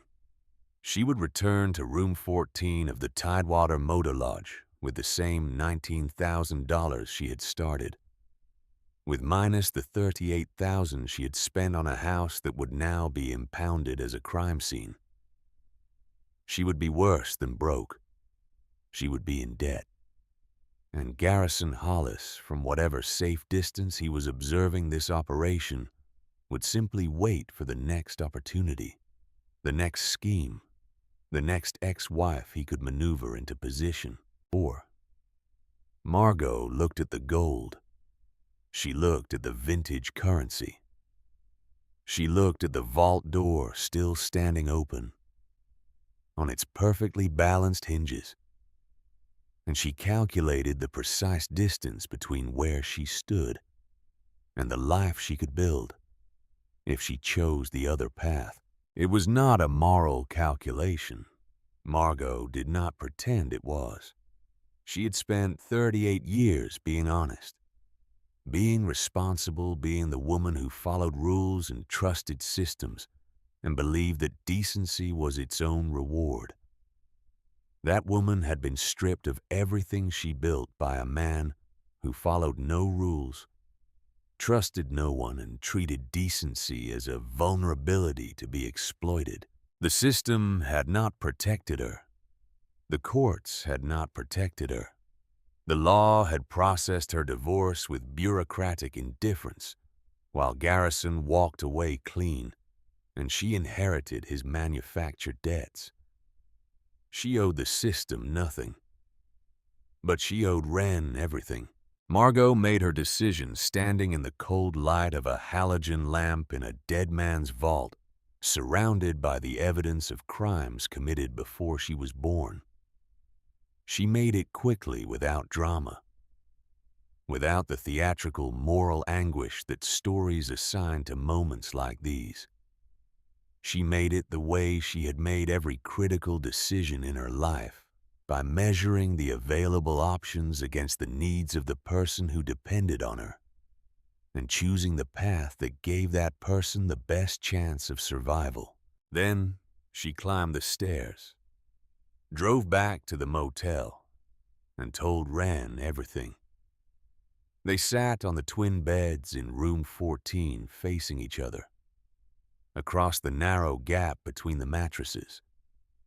The laptop closed, the television off the room reduced to two voices and the hum of the window unit pushing recycled air through a filter that needed changing.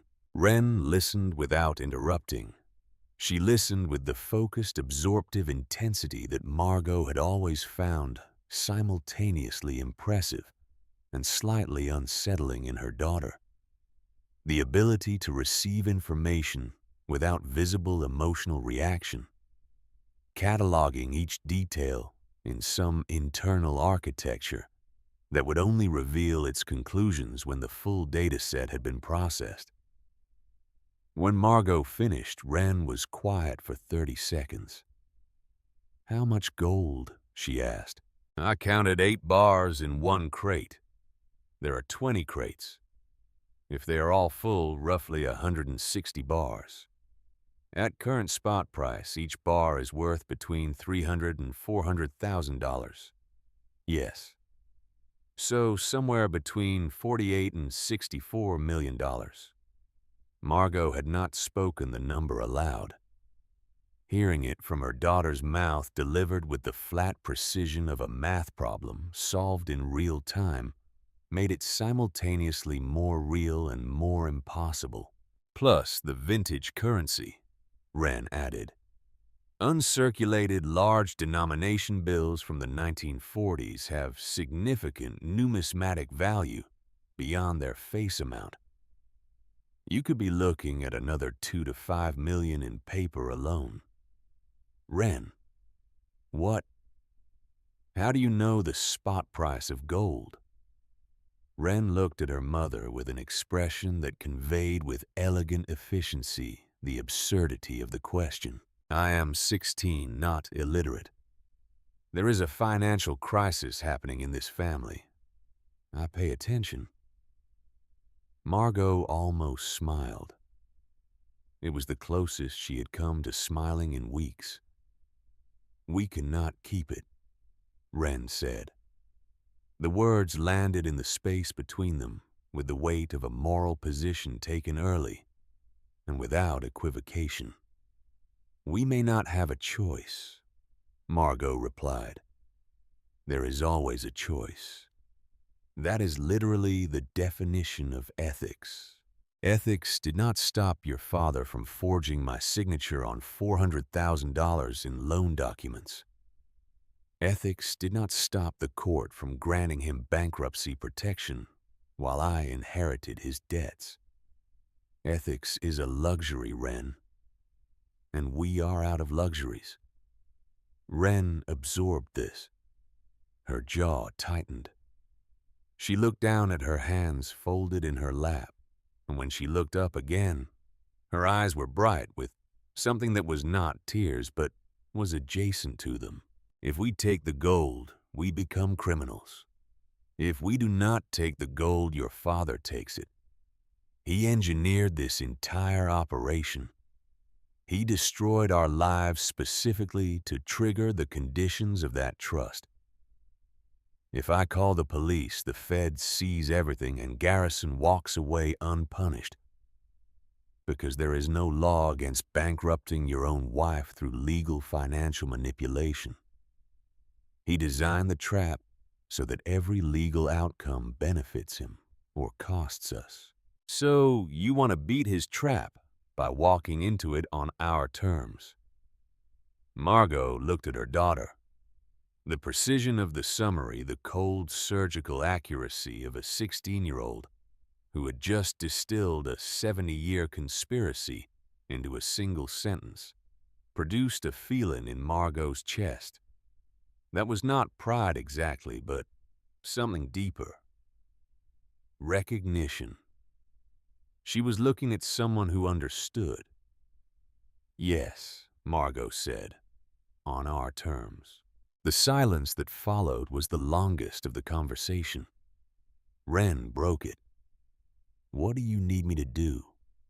The next 3 days became the most physically and psychologically grueling of Margot Sinclair's life, which was a significant distinction for a woman who had already endured a 6-month descent through financial annihilation.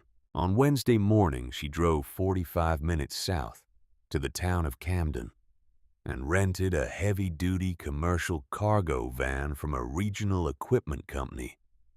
She paid cash. She registered the rental under a fictitious business name, Sinclair Estate Services, using a post office box she had opened the previous afternoon.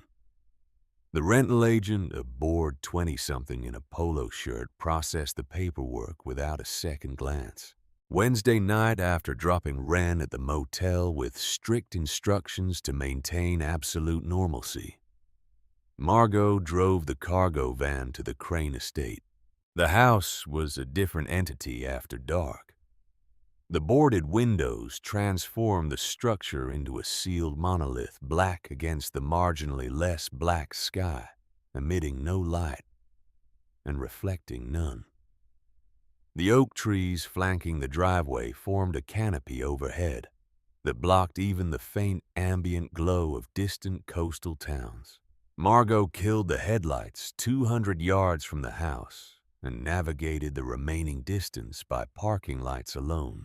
She backed the van to within 15 feet of the rear basement entrance, a bulkhead door that she had broken open during her initial renovation work and never bothered to re-secure. She ran the halogen work light on its generator, keeping the beam aimed downward into the basement to minimize any visible glow from the road. Then she began carrying gold. Each bar weighed between 20 and 25 pounds. She could carry 2 at a time, one in each hand, moving slowly up the narrow wooden stairs across the dirt floor of the bulkhead entrance and into the cargo area of the van. The distance from vault to van was approximately 60 feet. Each round trip took 4 minutes. The weight was not the primary challenge. The primary challenge was the stairs. Steep, narrow-built for the lean frames of 19th century laborers, the wooden steps groaned under the combined weight of Margot and 50 pounds of gold bullion with every ascending trip. She made 40 trips the first night. 80 bars of gold transferred from the ammunition crates to the cargo van in a continuous mechanical rhythm that reduced the entire operation to its most basic physical components: lift, carry, climb, walk, set down, return, repeat.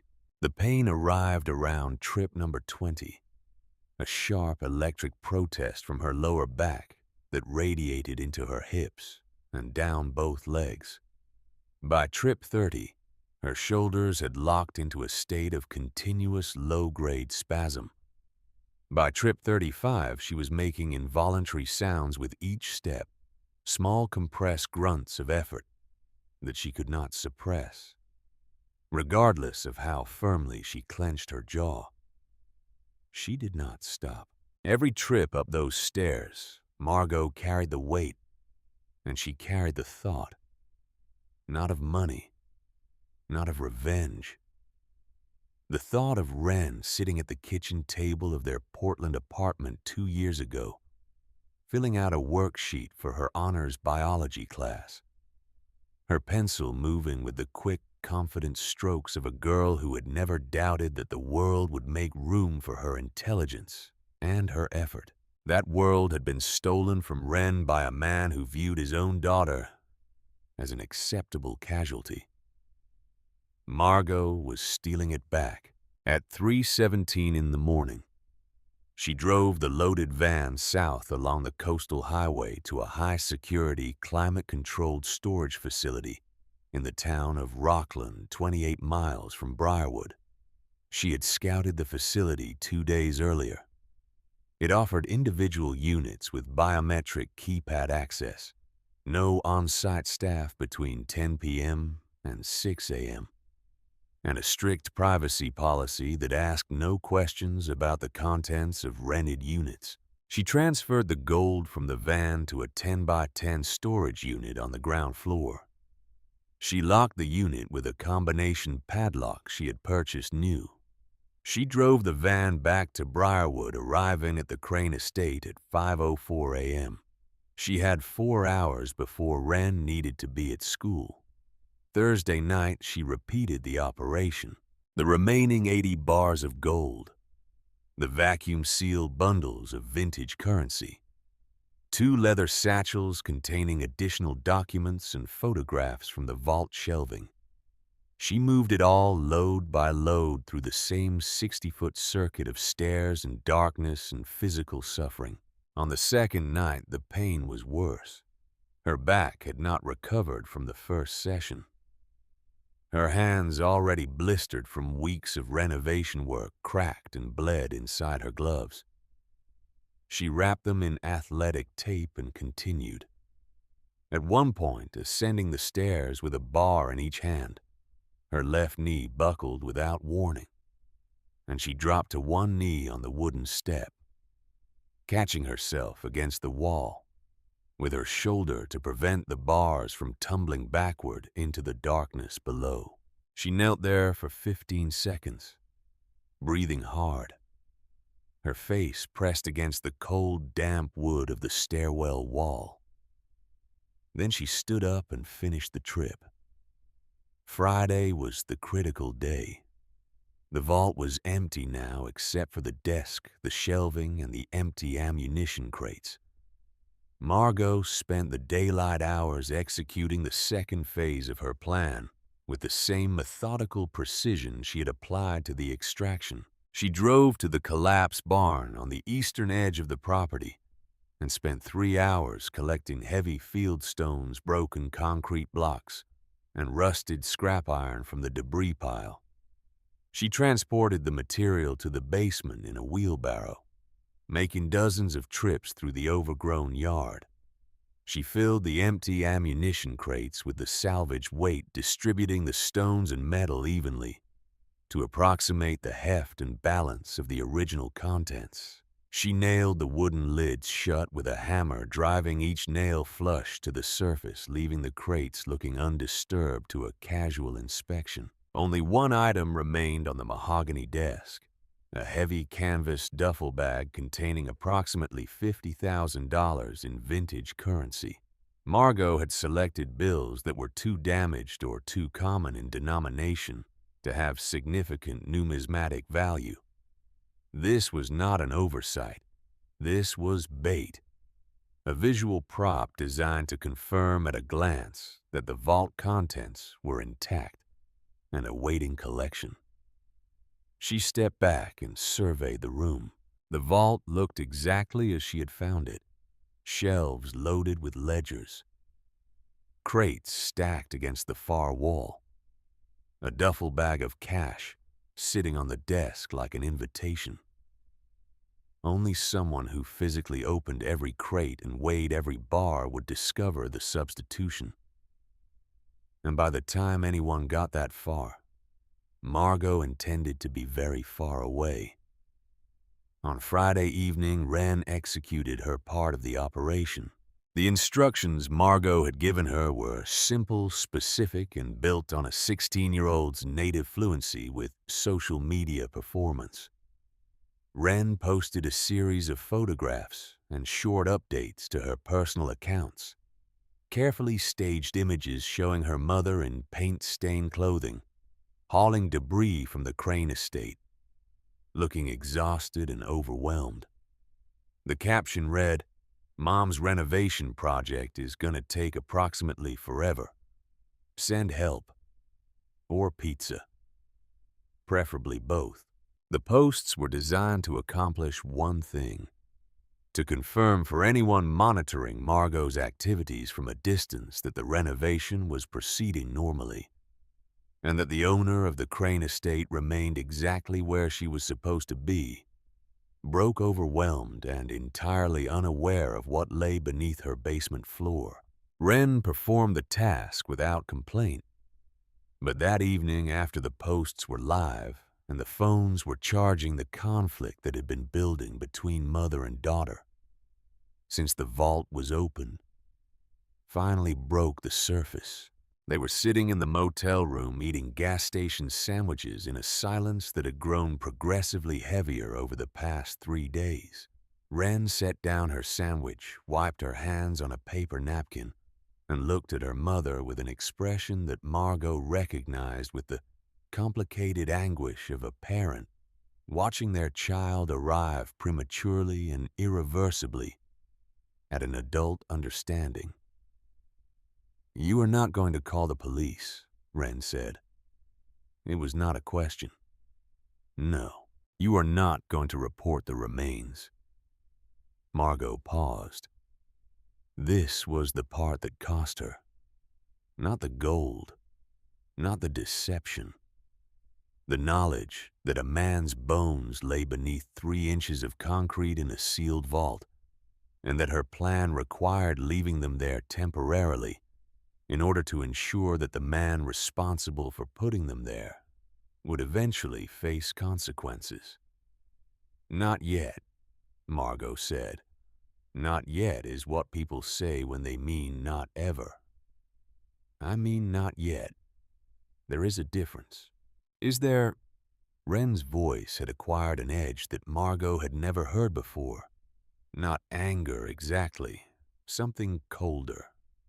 Disappointment operating at a frequency that cut deeper than any accusation. "Because from where I am sitting, you found a dead man's body and a dead man's money. And you took the money and left the body. And you are asking me to help you cover it up. That is not complicated, Mom. That is just wrong." Margot set her own sandwich on the nightstand. She folded her hands in her lap and looked at her daughter with the full, undefended attention that the moment required. "If I report it now, the FBI seizes everything. The gold, the documents, the house. We get nothing. Your father gets nothing. But your father also faces no consequences because technically, he has not committed any crime yet. He has not broken into the vault. He has not taken the gold.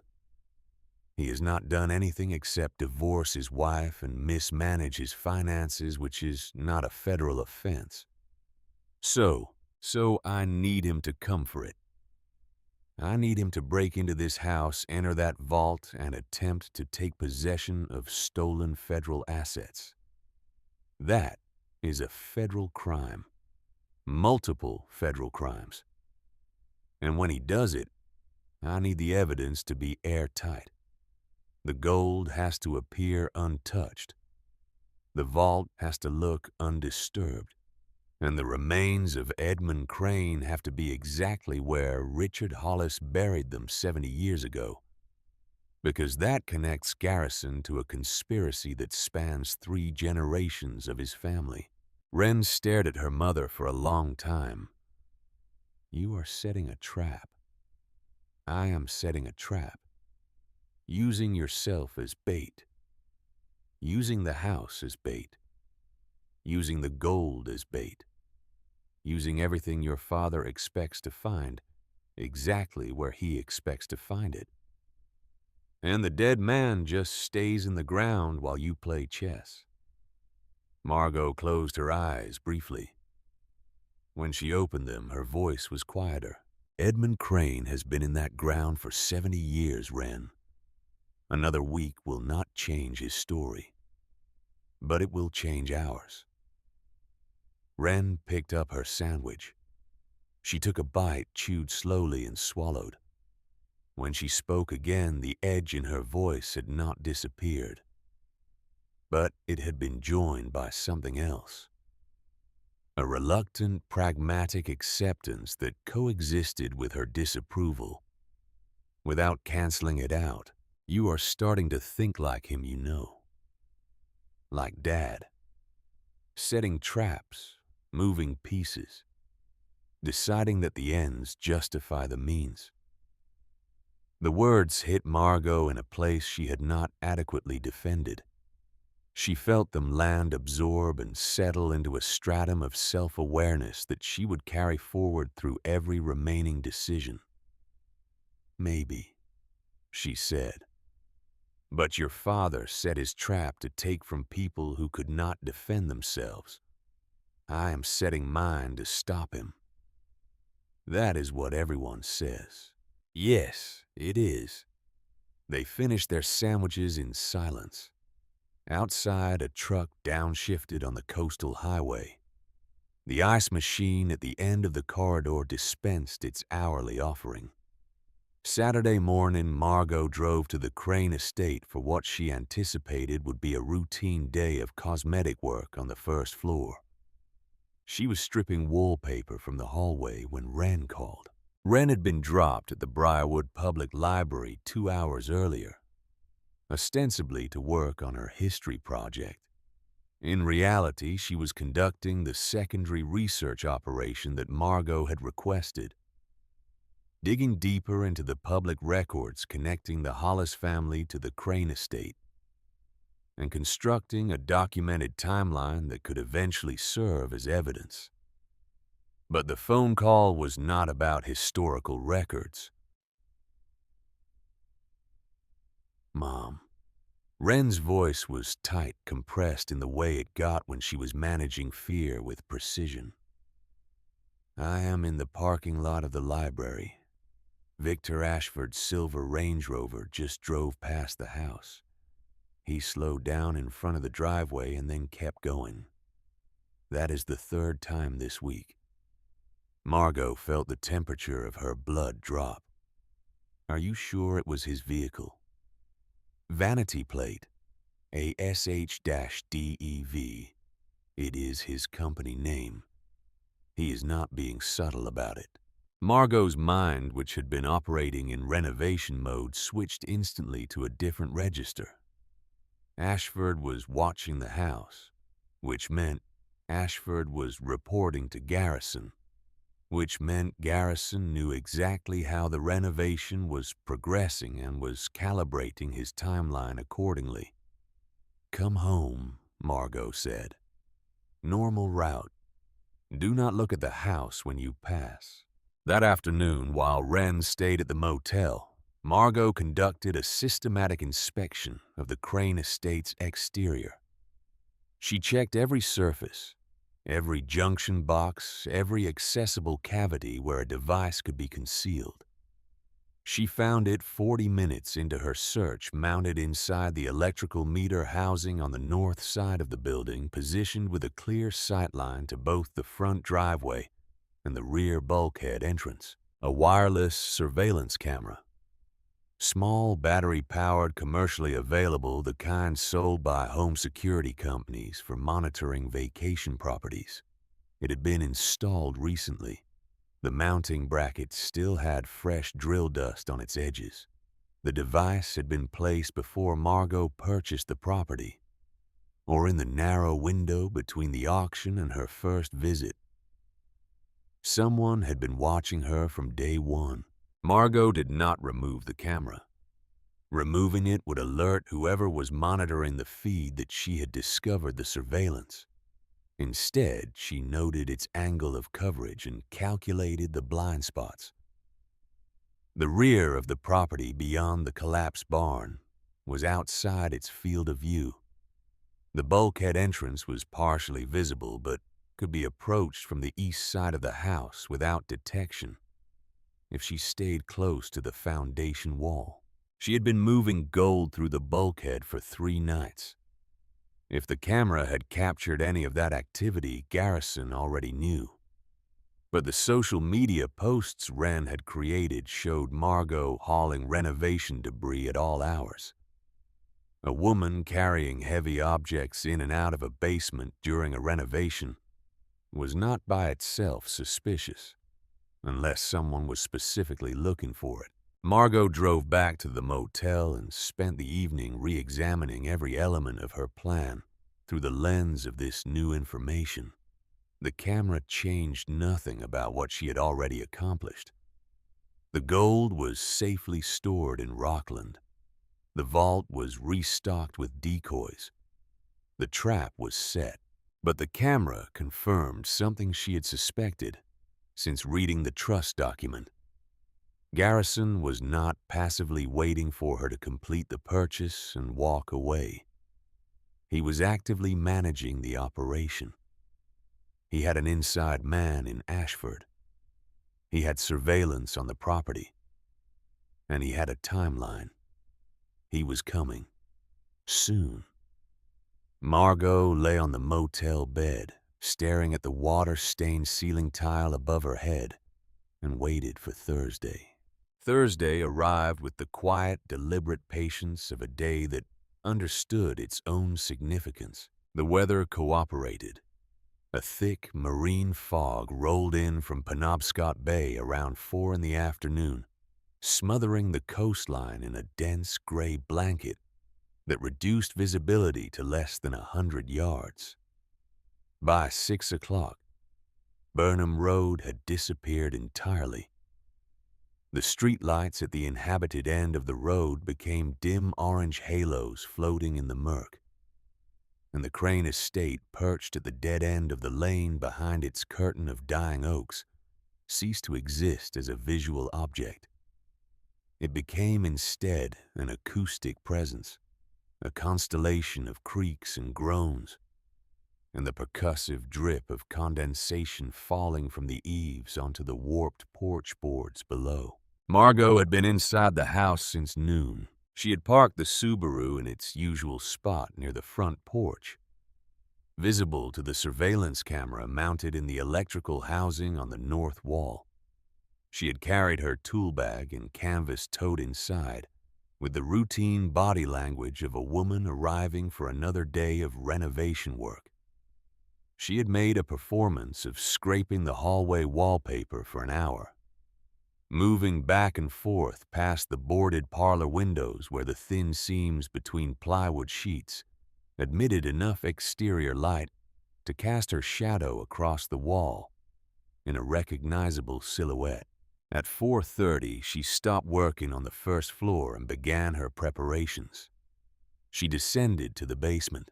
The halogen work light was positioned near the base of the stairs, angled to illuminate the center of the space without reaching the demolished brick wall at the rear.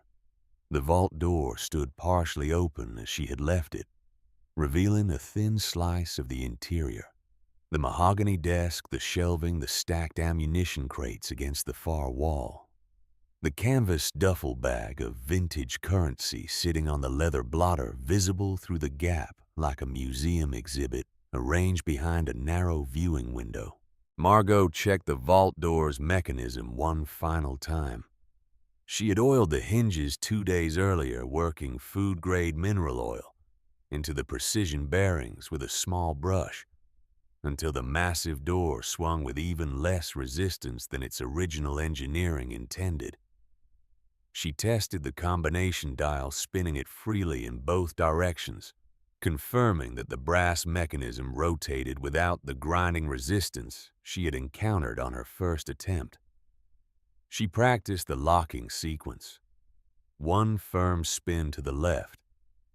The internal bolts engaged instantly, driven by spring tension that had been waiting 7 decades for this exact moment. The door was a weapon. She needed it to function like one. At 5:45, Margot positioned herself inside the vault, standing against the mahogany shelving on the left wall, partially concealed behind a row of thick canvas binders. From this position, she could see through the gap in the door to the basement beyond. But anyone entering the basement and approaching the vault would not immediately see her. The halogen light was too far away to penetrate the vault's interior, and the single brass desk lamp unlit provided no illumination. She was standing in darkness, breathing slowly, conserving energy. At the Tidewater Motor Lodge, 22 minutes away, by car, Wren Sinclair sat cross-legged on the bed in room 14 with her laptop open and her phone charging on the nightstand. Her mother had given her explicit instructions: stay in the room, lock the deadbolt and the chain. Do not open the door for anyone. If Margot did not call by midnight, Wren was to dial 911 and report a break-in at the Crane estate. Wren had accepted these instructions with the compressed, white-lipped expression of a teenager who understood that the most important thing she could do for her mother at this moment was nothing. It was the hardest assignment she had ever been given. The fog thickened as evening settled over Briarwood. At 8:47 p.m., Margot heard the first sound. It was not the front door. It was not the bulkhead entrance at the rear. It was the side door, the narrow service entrance on the east wall that connected to a mudroom and a back hallway leading to the kitchen. The door had a simple tumbler lock that Margot had not bothered to replace during her renovation. A moderately skilled person with a tension wrench and a rake pick could open it in under 30 seconds. It opened in 12. The hinges protested softly. A brief, metallic whine that lasted less than a second before the door was eased shut with careful, deliberate pressure. Then footsteps, 2 sets, heavy, purposeful, moving through the mudroom and into the back hallway with the confidence of men who had studied the layout of the house in advance. They had studied it. Of course they had. They had the original blueprints. They had the surveillance feed. They had 70 years of family knowledge about the property and its hidden architecture. The footsteps paused in the kitchen. A flashlight beam swept across the ceiling above Margot's head, its diffused glow filtering through the gaps between the first-floor boards and the basement joists. She heard the low murmur of a male voice, indistinct but familiar in its cadence and inflection. A second voice responded deeper, more clipped. Then they found the basement stairs. The first man descended with the measured tread of someone who expected the stairs to be treacherous and was prepared for each step to announce his presence. He moved slowly, testing each plank before committing his weight, his flashlight beam preceding him down the narrow stairwell like a luminous probe. The second man followed at a 3-step interval, heavier, less cautious, his boots striking the wooden treads with the blunt authority of a man accustomed to occupying space without apology. The beams of 2 military-grade tactical flashlights cut through the basement darkness like white-hot wires sweeping across the fieldstone walls.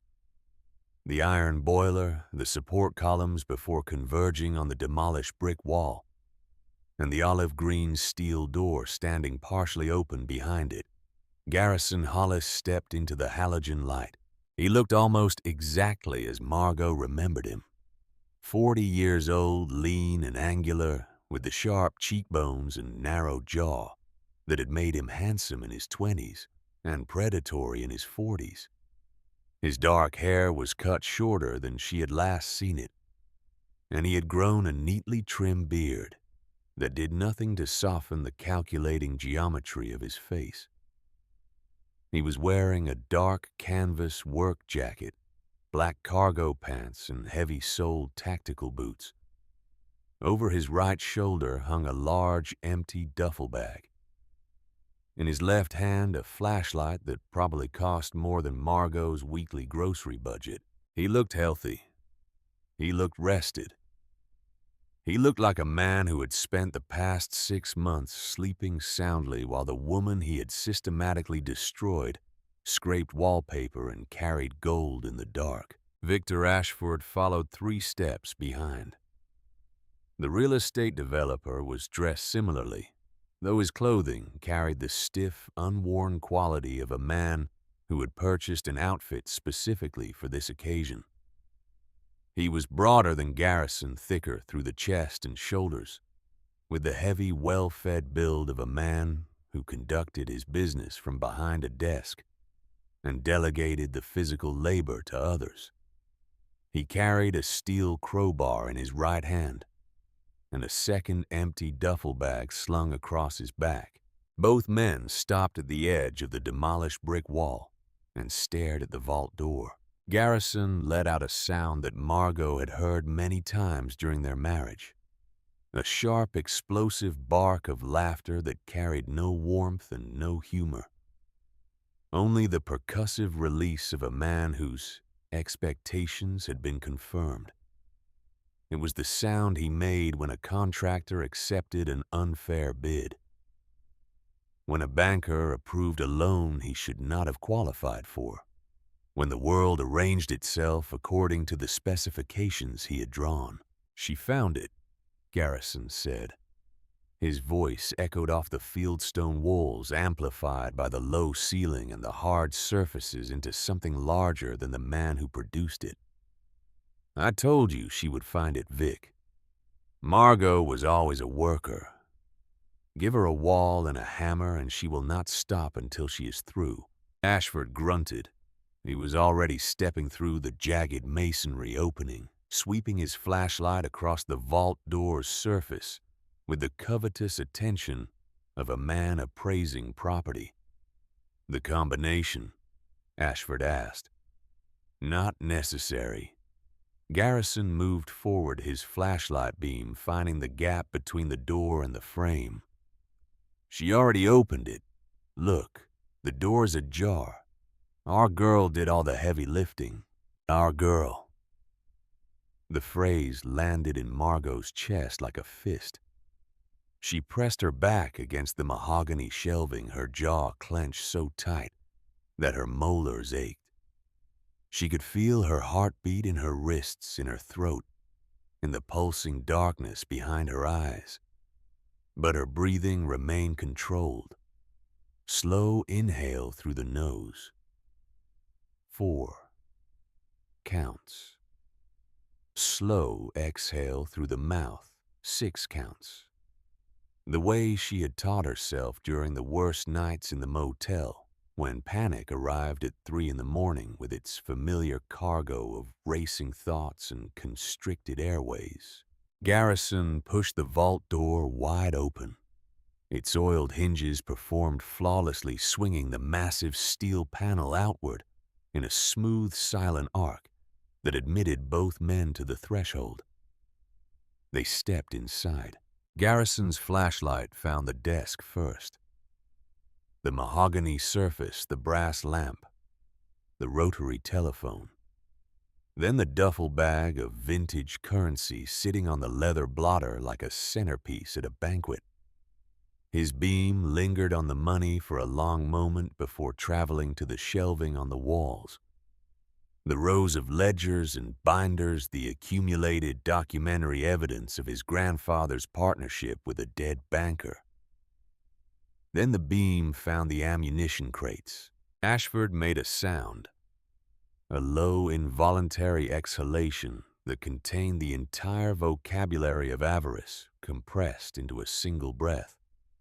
He moved toward the stacked crates with the crowbar already rising in his right hand, his eyes reflecting the flashlight beams with a wet animal intensity.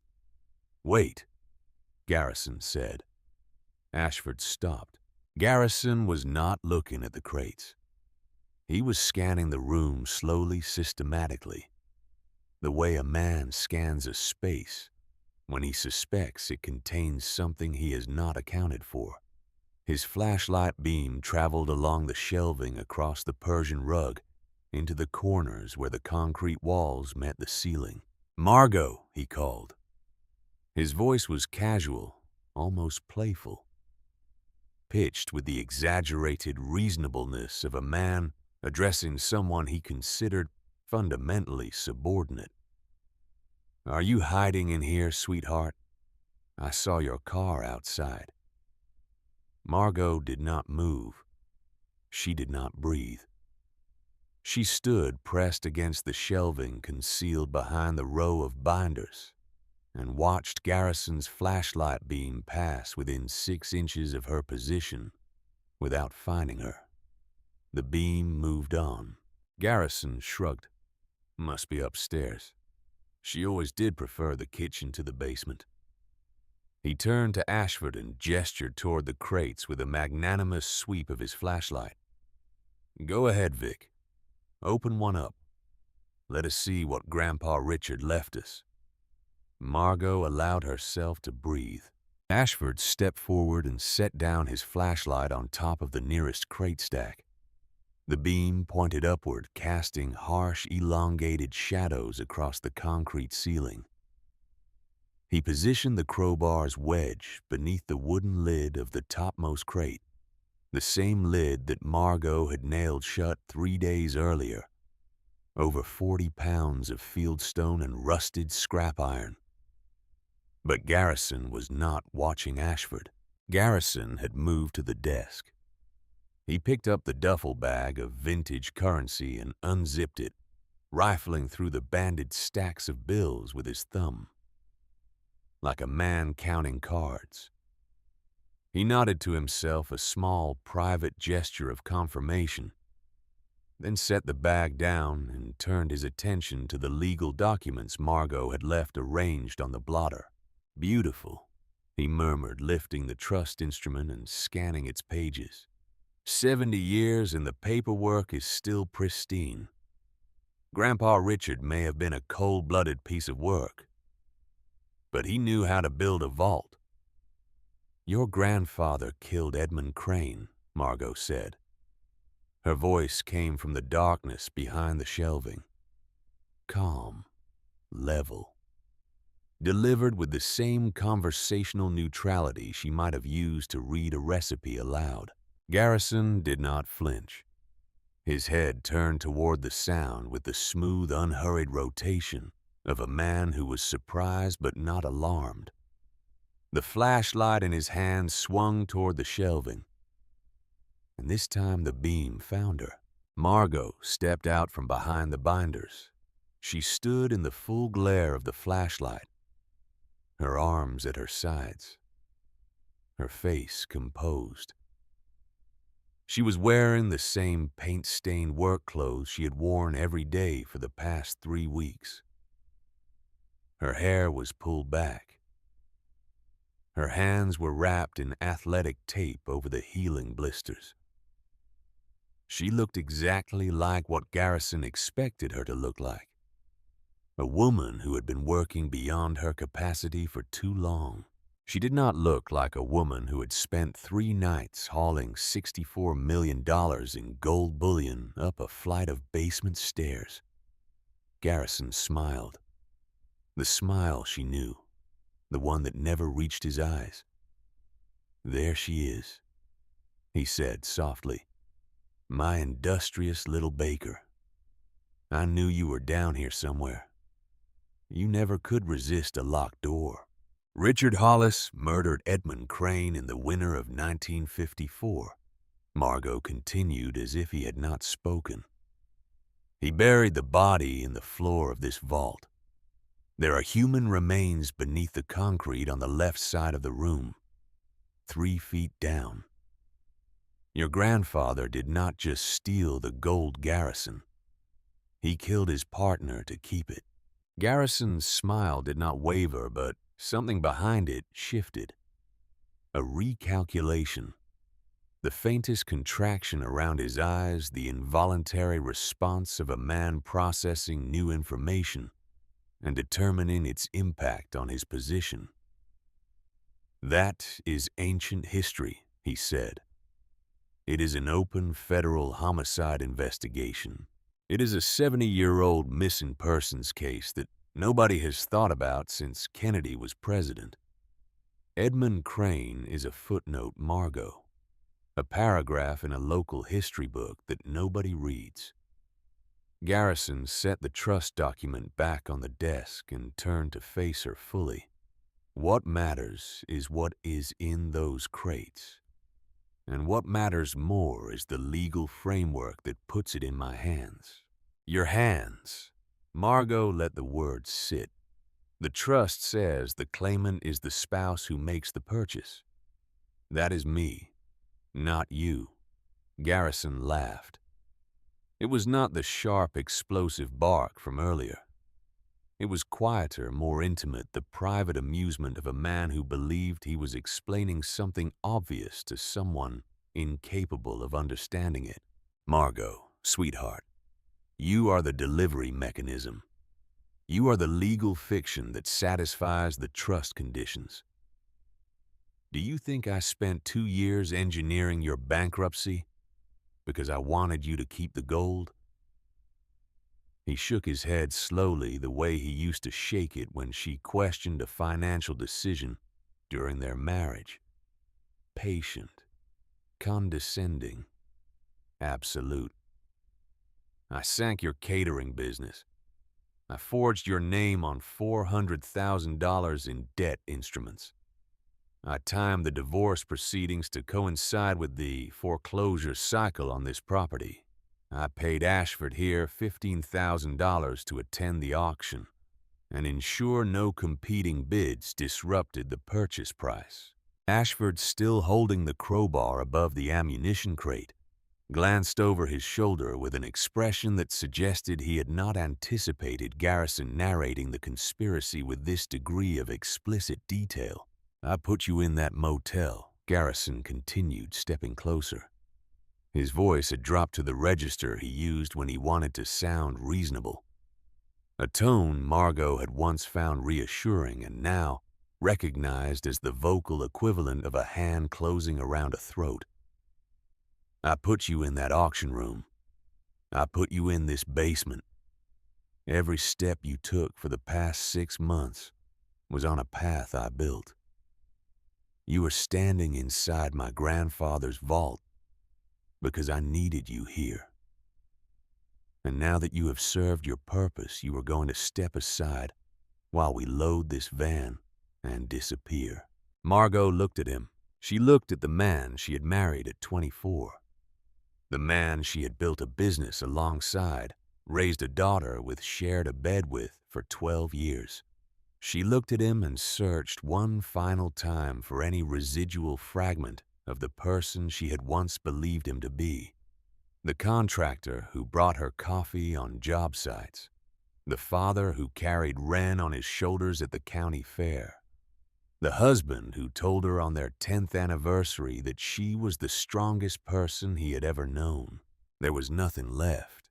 Whatever those moments had been genuine or performed, they existed now only as evidence in the case she was building against him. Data points in a pattern of manipulation that extended back not months or years, but generations. "You ruined me," Margot said. Her voice did not crack. It did not waver. It carried the weight of the statement with the structural integrity of a load-bearing wall. "You destroyed my business. You stole my savings. You left your daughter living in a motel room. And you did it because your grandfather killed a man and buried him in a basement. and the only way to collect the payment was to find someone desperate enough to dig. Do not moralize at me, Margot. It is unbecoming. It is not a moral judgment, Garrison. It is a sequence of facts. I am reciting them for clarity. Ashford cleared his throat. The crowbar was still positioned under the lid of the top crate. "Can we move this along?" he said. His voice was tight, impatient, stripped of the urbane smoothness he had deployed at the auction. "The fog will not last forever. I want to be off the property before midnight." "Open it," Garrison said without taking his eyes off Margot. Ashford drove the crowbar down. The lid splintered upward with a violent crack that filled the vault like a gunshot. Wood fragments flew. The steel clasps snapped free. The lid clattered to the concrete floor. Ashford aimed his flashlight into the crate. The silence that followed was total. It lasted 3 seconds. 3 seconds during which Victor Ashford stared into a crate filled with fieldstone, broken concrete, and rusted scrap iron, and his brain attempted to reconcile what his eyes were reporting with what his greed had guaranteed he would find. Then he made a sound. Not a word. A sound. The raw, involuntary vocalization of a man whose central nervous system has just processed a catastrophic revision to its operating assumptions. It was something between a grunt and a gasp, and it contained within its single syllable the complete collapse of every expectation he had carried into this basement. "What the hell is this?" Ashford whispered. Garrison finally broke eye contact with Margot. He turned and looked at the open crate. His flashlight beam illuminated the rocks and metal, casting harsh shadows across the rough surfaces. For the first time since he had entered the vault, his face changed. The composure fractured. The calculated smoothness of his expression dissolved into something raw and uncontrolled. The facial architecture of a man watching a building he designed collapse in real time. "Open another one," Garrison said. His voice was different now. Higher. Faster. The carefully modulated register replaced by something urgent and unstable. Ashford attacked the second crate. The crowbar tore through the wooden lid with desperate, violent force. Rocks, iron, concrete dust. The third crate. Ashford was sweating now. His face flushed, his movements erratic. He ripped the lid free and plunged his hand inside, throwing stones onto the concrete floor, where they landed with heavy, dull impacts that echoed through the vault like a countdown. "Where is it?" Garrison spun toward Margot. The flashlight beam hit her face at full intensity, and for the first time she could see his eyes clearly. They were wild. Not with anger, though anger was coming. With something more primal. Fear. The specific, acute fear of a man who has wagered everything on a certainty and watched that certainty evaporate. "Where's the gold, Margot?" Margot took a slow, measured step backward toward the vault door. "There is no gold, Garrison. Do not play games with me." His voice cracked on the last word. He stepped toward her, closing the distance between them to 6 feet. Behind him, Ashford was tearing into a fourth crate with the crowbar, the sound of splintering wood filling the vault in rhythmic, frantic bursts. "I am not playing anything," Margot said. She took another step backward. Her right hand hanging at her side was 4 feet from the edge of the vault door. "I found the vault. I read the trust. I read your grandfather's journal. I read the entry where Edmund Crane wrote that Richard Hollis was measuring the basement for a tomb. She took another step, 3 feet from the door, and I made a decision. Garrison lunged. It was not a calculated movement. It was the instinctive, graceless lunge of a man whose rational mind had been overwhelmed by the animal urgency of a collapsing scheme. He reached for her arm, his fingers closing on empty air as Margot pivoted sideways through the vault doorway with a speed that her aching body should not have been capable of producing but did. Because the human nervous system, when properly motivated by weeks of preparation and a lifetime of underestimation, is capable of extraordinary things. She cleared the threshold. Her left hand found the edge of the vault door. Her right hand found the horizontal locking handle on the exterior face. She pulled the door with everything she had, with every pound of force her exhausted arms and shredded back could generate with the accumulated fury of 6 months of financial destruction and 12 years of marriage to a man who had never once seen her as anything more than a useful mechanism. The door swung shut. The hinges, oiled to perfection 2 days earlier, delivered the massive steel panel to its frame with frictionless precision. The door closed not with the theatrical slam of a movie vault, but with something more definitive. A deep, resonant compression of air, followed by the absolute hermetic contact of steel against steel. A sound that was not loud, but was final, in a way that loudness could never achieve. Margot grabbed the brass combination dial and spun it hard to the left. The internal locking bolts engaged.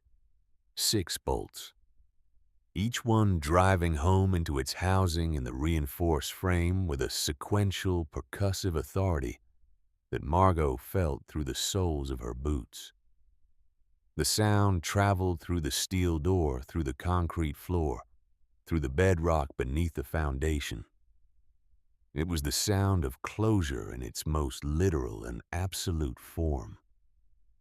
From behind 4 inches of commercial-grade steel, she heard Garrison's voice. It was muffled almost to the point of inaudibility, the vault's soundproofing reducing his fury to a distant, rhythmic pulsation, like a heartbeat heard through a thick wall. She could feel, rather than hear, the impact of fists against the interior surface, the vibrations traveling through the steel in weak, futile waves that dissipated before they reached the edges of the door. The vault held. Of course it held. Edmund Crane had built it to withstand federal investigators, professional safecrackers, and the passage of decades. 2 men pounding on the interior with their bare hands were not even a structural consideration. Margot leaned against the cold steel. She pressed both palms flat against the surface and stood there breathing for 90 seconds. The adrenaline that had carried her through the past 4 minutes began to metabolize, leaving behind a trembling, hollow exhaustion that started in her hands and radiated through her entire body. Her knees softened. Her vision blurred momentarily. She locked her legs and waited for the wave to pass. It passed. She straightened up and walked to the corner of the basement where she had stashed a small canvas bag behind the iron boiler that morning. Inside the bag was a prepaid burner phone purchased for cash at a convenience store in Rockland, activated with a fictitious name and charged to full capacity. She also retrieved the duffel bag of vintage currency she had placed outside the vault door 3 days earlier, the last physical remnant of the Crane fortune that remained on the property. She powered on the phone and dialed a number she had committed to memory from the FBI's Portland field office public contact line. The phone rang twice. Federal Bureau of Investigation, Portland Division. My name is Margot Sinclair. I need to report an active break-in and the discovery of evidence related to an unresolved federal investigation. Her voice was clear, steady, and precise. She had rehearsed these words in her head for 5 days. 2 men, Garrison Hollis and Victor Ashford, have illegally entered a residence at 412 Burnham Road in Briarwood, Maine. They broke in with the intent to steal assets connected to a 1954 money laundering operation involving the First Provincial Savings and Loan. The suspects are currently locked inside a basement vault on the property. They are not in physical danger. There is a manual air ventilation system in the vault that is fully functional. She paused. The dispatcher was speaking, asking her to slow down, requesting clarification. There is something else, Margot continued. The vault contains the remains of Edmund Crane, a banker who disappeared in February 1954. His case is still listed as an open missing persons investigation in your files. The remains are buried beneath the concrete floor inside the vault, approximately 3 feet below the surface on the left side of the room. He was killed by his business partner, Richard Hollis, who is the paternal grandfather of one of the 2 suspects currently locked inside. She gave the dispatcher the property address, her phone number, and her name a second time for confirmation. I will be available for a full statement, Margot said, but I will not be at the property when your agents arrive. She ended the call. She powered off the phone, removed the battery, and placed both components back in the canvas bag. She picked up the duffel bag of vintage currency, slung it over her shoulder, and climbed the basement stairs for the last time. The first floor of the Crane estate was dark and silent. The fog had thickened to the point where even the faint glow of distant lights had been completely absorbed. Margot walked through the kitchen, through the mudroom, and out the side door that Garrison and Ashford had picked open less than 30 minutes earlier. The night air hit her face, cold, damp, saturated with salt and pine. She inhaled deeply, filling her lungs with the raw, unprocessed atmosphere of the Maine coast, and felt something she had not felt in 6 months.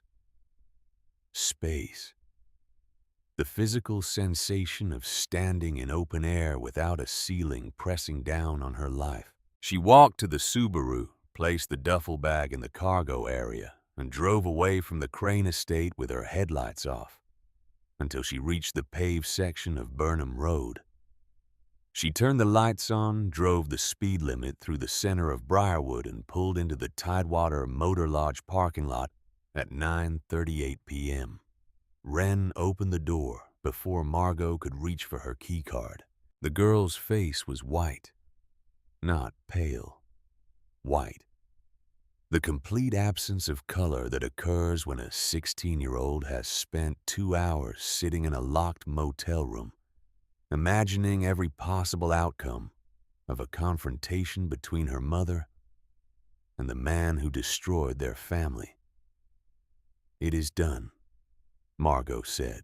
Wren stared at her for 3 seconds. Then she stepped forward and wrapped her arms around her mother's torso and pressed her face into the canvas of Margot's work jacket and did not say anything for a long time. They packed in 11 minutes.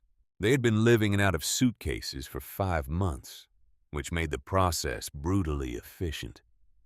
Clothing into bags, toiletries into zippered pouches, laptop and chargers into Wren's backpack. The motel room, stripped of their meager possessions, reverted to its natural state of anonymous, transient emptiness in less time than it took to check out.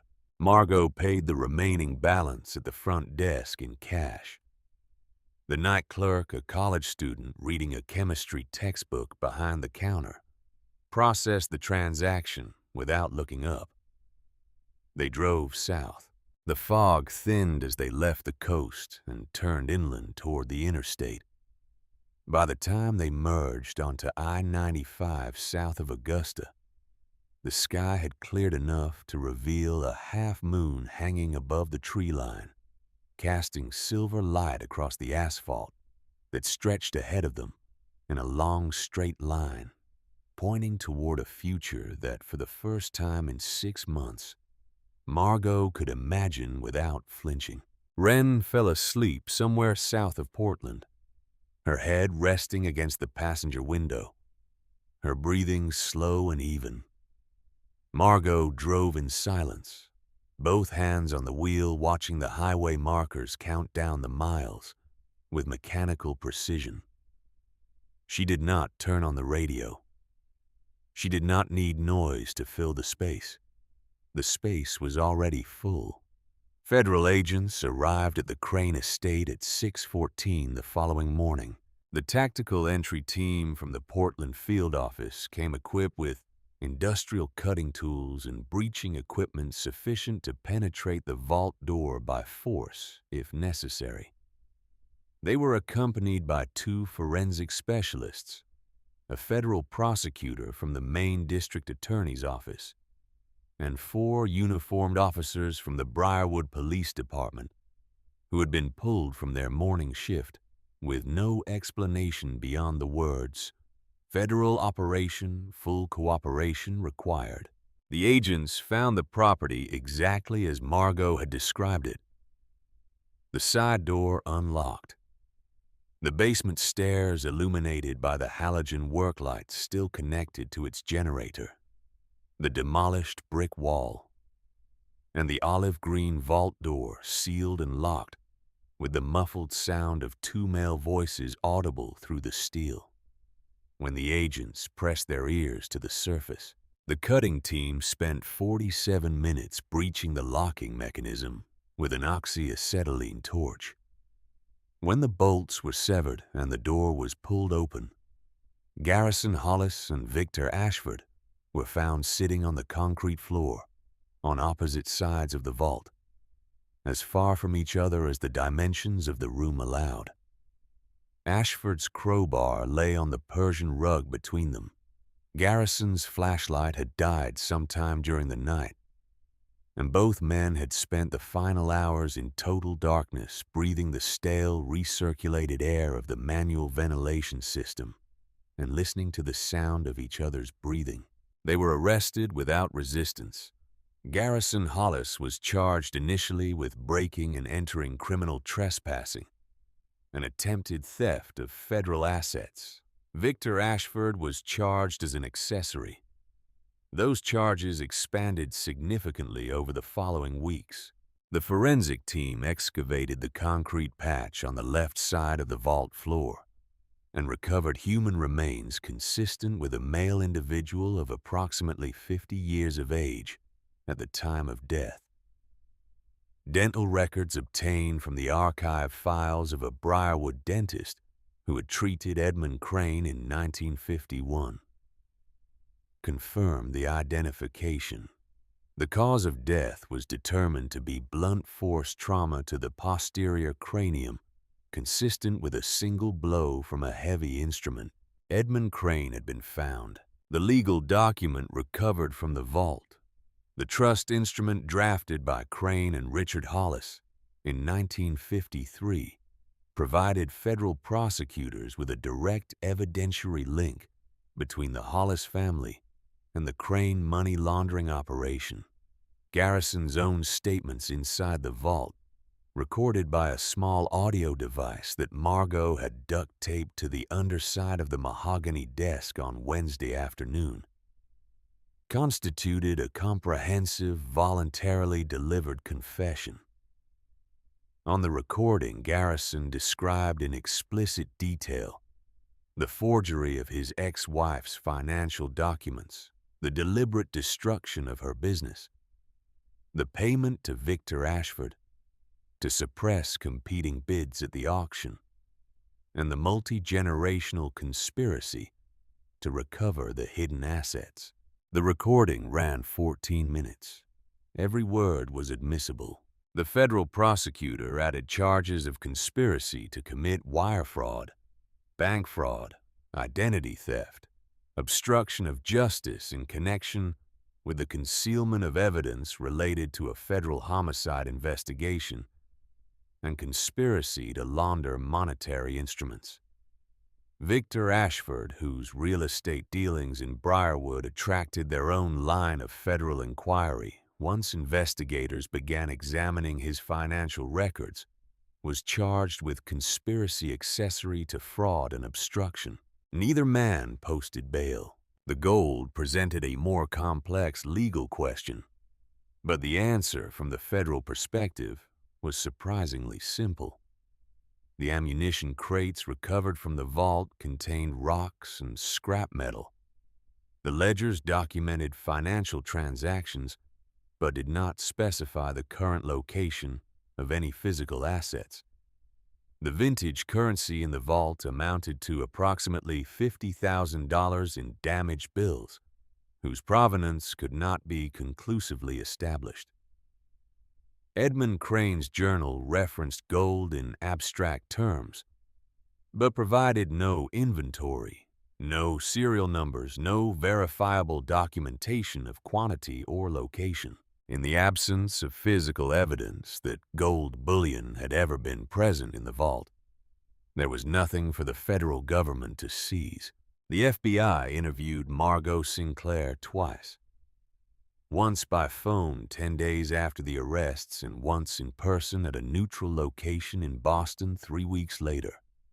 She provided a complete and truthful account of her discovery of the vault, the trust document, and the human remains.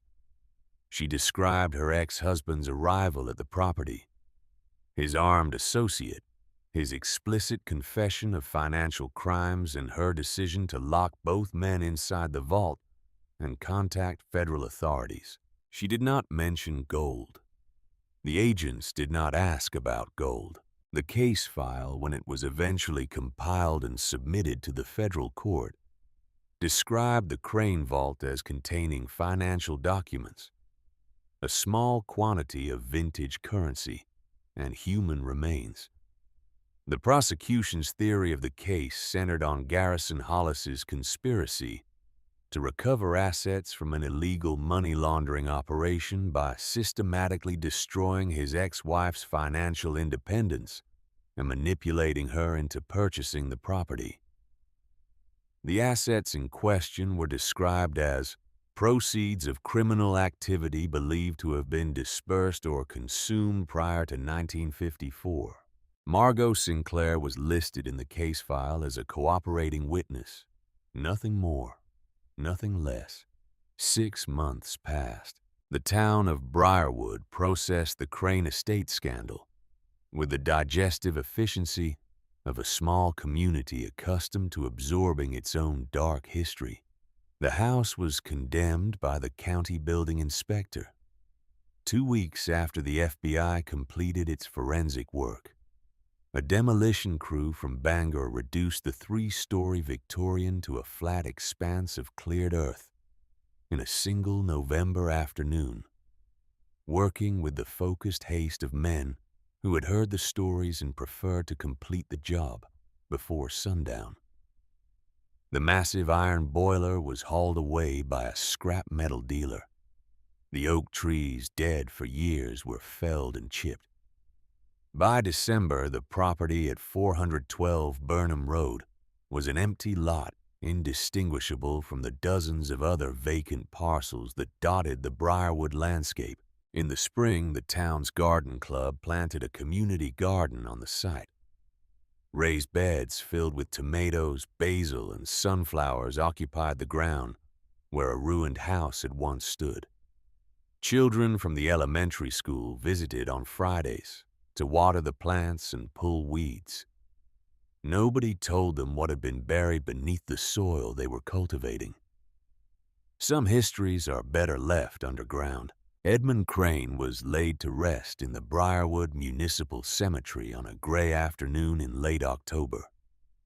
The service was attended by a minister, a funeral director, and a single elderly woman who identified herself as the granddaughter of a family that Edmund Crane had foreclosed on in 1947. She did not explain why she had come. She stood at the graveside in a long wool coat, watched the casket descend, and left without speaking to anyone. Garrison Hollis pleaded guilty to 11 federal charges in a plea agreement that avoided a public trial. He was sentenced to 14 years in a federal correctional facility in Pennsylvania. Victor Ashford, whose cooperation with prosecutors reduced his exposure, received a sentence of 6 years. Both men were ordered to pay restitution, though the amounts were largely symbolic given the condition of their seized assets. 2,300 miles from Briarwood, on a quiet street in a small coastal town in Oregon, where the Pacific Ocean threw itself against basalt cliffs every morning with a regularity that felt like a promise, Margot Sinclair opened a bakery. It was small, 800 square feet. A storefront with large windows that admitted the gray-gold light of the Oregon coast, and a commercial kitchen in the back that was roughly 1/3 the size of the operation she had built in Portland. She named it Wren's over her daughter's embarrassed objections and hung a hand-painted sign above the door that depicted a small brown bird perched on a rolling pin. She made croissants. She made sourdough. She made the layered butter cakes and precisely piped pastries that had once earned her a loyal clientele in southern Maine, and a reputation as the best pastry chef between Portland and Boston. The locals in the Oregon town, initially skeptical of a newcomer from the East Coast, became regulars within a month. The coffee was strong. The bread was extraordinary, and the woman behind the counter quiet and deliberate with calloused hands and a steady gaze that suggested she had survived something significant without being diminished by it, made people feel welcome without performing hospitality. The bakery was funded on paper by a small business loan from a regional credit union in Corvallis. The loan application listed Margot's previous business experience, her projected revenue, and a personal savings contribution of $62,000 described as the proceeds of a property sale in Maine. The storage unit in Rockland had been emptied over 3 carefully planned trips during the weeks following the FBI investigation.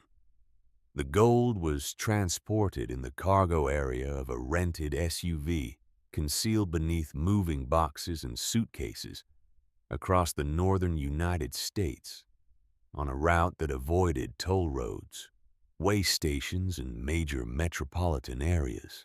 It was transferred to a series of private vault facilities in 3 different states, distributed in quantities small enough to avoid triggering financial reporting thresholds. Margot did not convert the gold to cash in bulk.